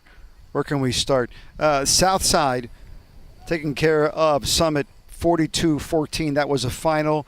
Neshannock blanking Rochester 21-0. Union falls to Riverside 21-6. Quaker Valley gets blanked by North Catholic 38-0. Ulsh loses by 14 to South Allegheny 21-7. New Brighton, how about this one? I love just saying this score, Mike. New Brighton 32-24 in a victory over Freedom. No disrespect to Freedom. I just like seeing New Brighton win again. A big thing there is that they have a consistency of linemen who got beat up for 2 straight years, and now they're older, and now they're better, and they got a new coaching staff. It's young. They're getting the young kids involved, and it's just time for them to be better, and I'm glad to see it. The pride. 3 wins? 3 wins now. Remarkable. You're still on, yeah? I was going to say the pride is back in Lion Country. There you go. How about this one? Another big score. Where did I just lost the score. Here we go. Elwood City and Mohawk. Elwood City wins 41-34. That would have been a great game to be at, and you know something? Think about this. For a long time, Elwood City was thumped, and Dan Bradley's taken over, and they're going to be a team to be reckoned with in 2A. They're one of the better teams, and I think they own that section right now, and they're going to be a team to really be reckoned with in 2A. Since Beaver Falls is down, Elwood City now is a team to really watch out for. What is it about Bradley that wherever he goes, he just they has win? A presence about him. He has a presence about him that he's not. It's not like I'm the coach and everything goes my way. He has a way of dealing with his coaches and also the kids, and they gravitate towards him, and he's a leader. And that's the thing. When you're a leader as a coach and you back up what you say and do, the kids will respect you. When you start backtracking on things, and he's a guy that, it has to be his way, but it's conditioning, it's getting the kids ready, it's preparation, it's going into the lower grades and getting the kids involved. And he's successful. He's got a good formula. Cornell blanking Burgettstown 42-0. Central Valley finally turned things off once they got the 49-0 against McGuffey. Blackhawk, big victory, 45-20 over Southmoreland. Mount Pleasant falling to Ambridge 27-10, and Aliquippa. They're winning. Mars kept it close, but 36-17 is a score that I have here. Well, you know what? Central Valley, they're going to be one of the best 3 teams in 3A. They're going to be a playoff team. You mentioned Ambridge, back to 2-2, I believe now, after a loss last week, so they're back to Schneid. You mentioned Blackhawk. Good to see them back winning. They're at 500. A lot of teams in Beaver County going to make it interesting for the other teams. And what's the other game you mentioned after Elwood City? We talked about them. Cornell. Yes. Cornell's a team in single way that could make some noise. They've been on the precipice, knocking on the door, a playoff team, but not enough now. Ed Dawson seems like he has a squad there. Should be interesting. They're undefeated at 4-0. One final score that we're looking at, West Allegheny on top of Moon. We're showing in the fourth quarter 24-19 up by 5. We may end up doing one of their games against Aliquippa. A lot of games to be determined coming up. We're not positive who we're going to cover next week. But, boy, we have a lot of teams that are up and coming that we thought would be better and aren't as good. And we have some teams that we didn't think would be as good that are better now. So we've got some interesting matchups to come up. And a lot of football to be had yet here on the Beaver County Radio. All right, Tank, final thoughts on tonight's game and what you saw out of Beaver. I mean, it is going to be tough to beat Beaver. They are like as well-rounded as a team as I've seen in a long time. They had it all on offense, defense, and in special teams. And they were rotating kids in and out, and they had players to go in there. So it's going to be real hard beating them down the stretch. Yeah, great skill positions, quarterback, running back, wide receivers, and an offensive line for that side of the ball, and the defense was dominant, too. We have to introduce a new member to the team. He's going to be backing up Tank when Tank can't make it. Derek Rossiter, longtime friend. And now 2 weeks of trailing the master here, you're going to be it's all on your own next week. Yeah, no, it's been a great chance to sit here with Tank and talk about football and enjoy spending some time with you again, too, Mike. This was a pretty enjoyable game to watch from both ends. Isn't it? Oh, it's a lot of fun. And you're one of our newest advertisers as well. You got an offensive lineman, you got a kicker here. Yeah. No, it was really good fun to watch, and hats off to both teams. But I got to say, Beaver was enjoyable to watch. But James Armstrong on Hopewell, what a heads up kid! And isn't it fun on the sidelines? It's going to be fun to watch him for years to come. It's fun on the sidelines, being there, seeing how hard they hit each other and how hard these kids play. Yep, absolutely. All right, guys, thanks. Robert? All right, Mike, final thoughts on the game tonight? I enjoyed it. Great atmosphere, crowd. Win or lose, when the crowd is there and the community comes to support you, to me, that's the biggest thing about high school sports, because all these kids have played, but once they get to this level, it's something special coming out here in front of, a couple thousand, 2,000-3,000 people. It's a big atmosphere here at Beaver, and they're hoping for a special year right now. You've been listening to the Electric Garage Doors postgame show. Bruce Fry and the Falcones Moon Township Ford wrap-up show is coming up right after this. Analysis of this game, also scores from around the valley. And if you've been to games tonight and you want to talk about the game that you were able to visit and what you've seen, please call in to Bruce's show, the Falcones Moon Township Ford wrap-up show, and give him all the details. Once again, it's 49-17 Beaver over Hopewell. Mike Azadian, Tank Latham, the Walshes, big country here, and just a wonderful broadcast. Absolutely gorgeous night. Can we finish up, Mr. Walsh, with a shot of the moon? I think it'd be a great way, if we could, to have this go out, considering that we've had the past couple of weeks, we've been canceled on storms. Yeah. Lightning just made it to where we couldn't even go on at all. There's enough room up here for every one of us to sleep. Get a sleeping bag. We could if we wanted to. There's not even no reason to go home. Leave it set up for next week's game, right? Be close to the big country. It'll keep us warm. All right, coming up next Friday, Beaver County Radio Game of the Week. We'll give you details about that coming up on Tuesday with the McDonald's High School Football Preview. Mike, thank you very much. Great time with you tonight. And stay tuned. Coming up next, Bruce Fry and the Falcones Moon Township Ford wrap-up show is next on Beaver County Radio.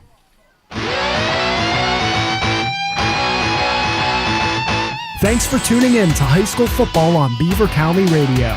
Tonight's game was brought to you by eXp Realty, the Beaver Falls Municipal Authority, Patriot Home Care, Keystone Wellness Programs, Fry Transportation, Forward RX, Electric Garage Door Sales, the YMCA, Dr. C. Timothy Lip, McDonald's, Moon Auto, Freedom United Federal Credit Union, CCBC, Friendly Federal Credit Union, Fisher's New Brighton Foodland, Al's Pizza, Tri-State Sporting Arms, Drug-Free Aliquippa, McGee Heating and Air Conditioning, LGKG, St. Barnabas, Gnu's Body Works, the J&J Spratt Funeral Home, Hallowed Grounds, J. Young Refuse, Zuki Sports Tavern, the Rochester Hotel, Henderson Insurance, D&G Rentals, S.E. Snyder Insurance, and Beaver County Radio, 99.3 FM and AM 1230 WBVP.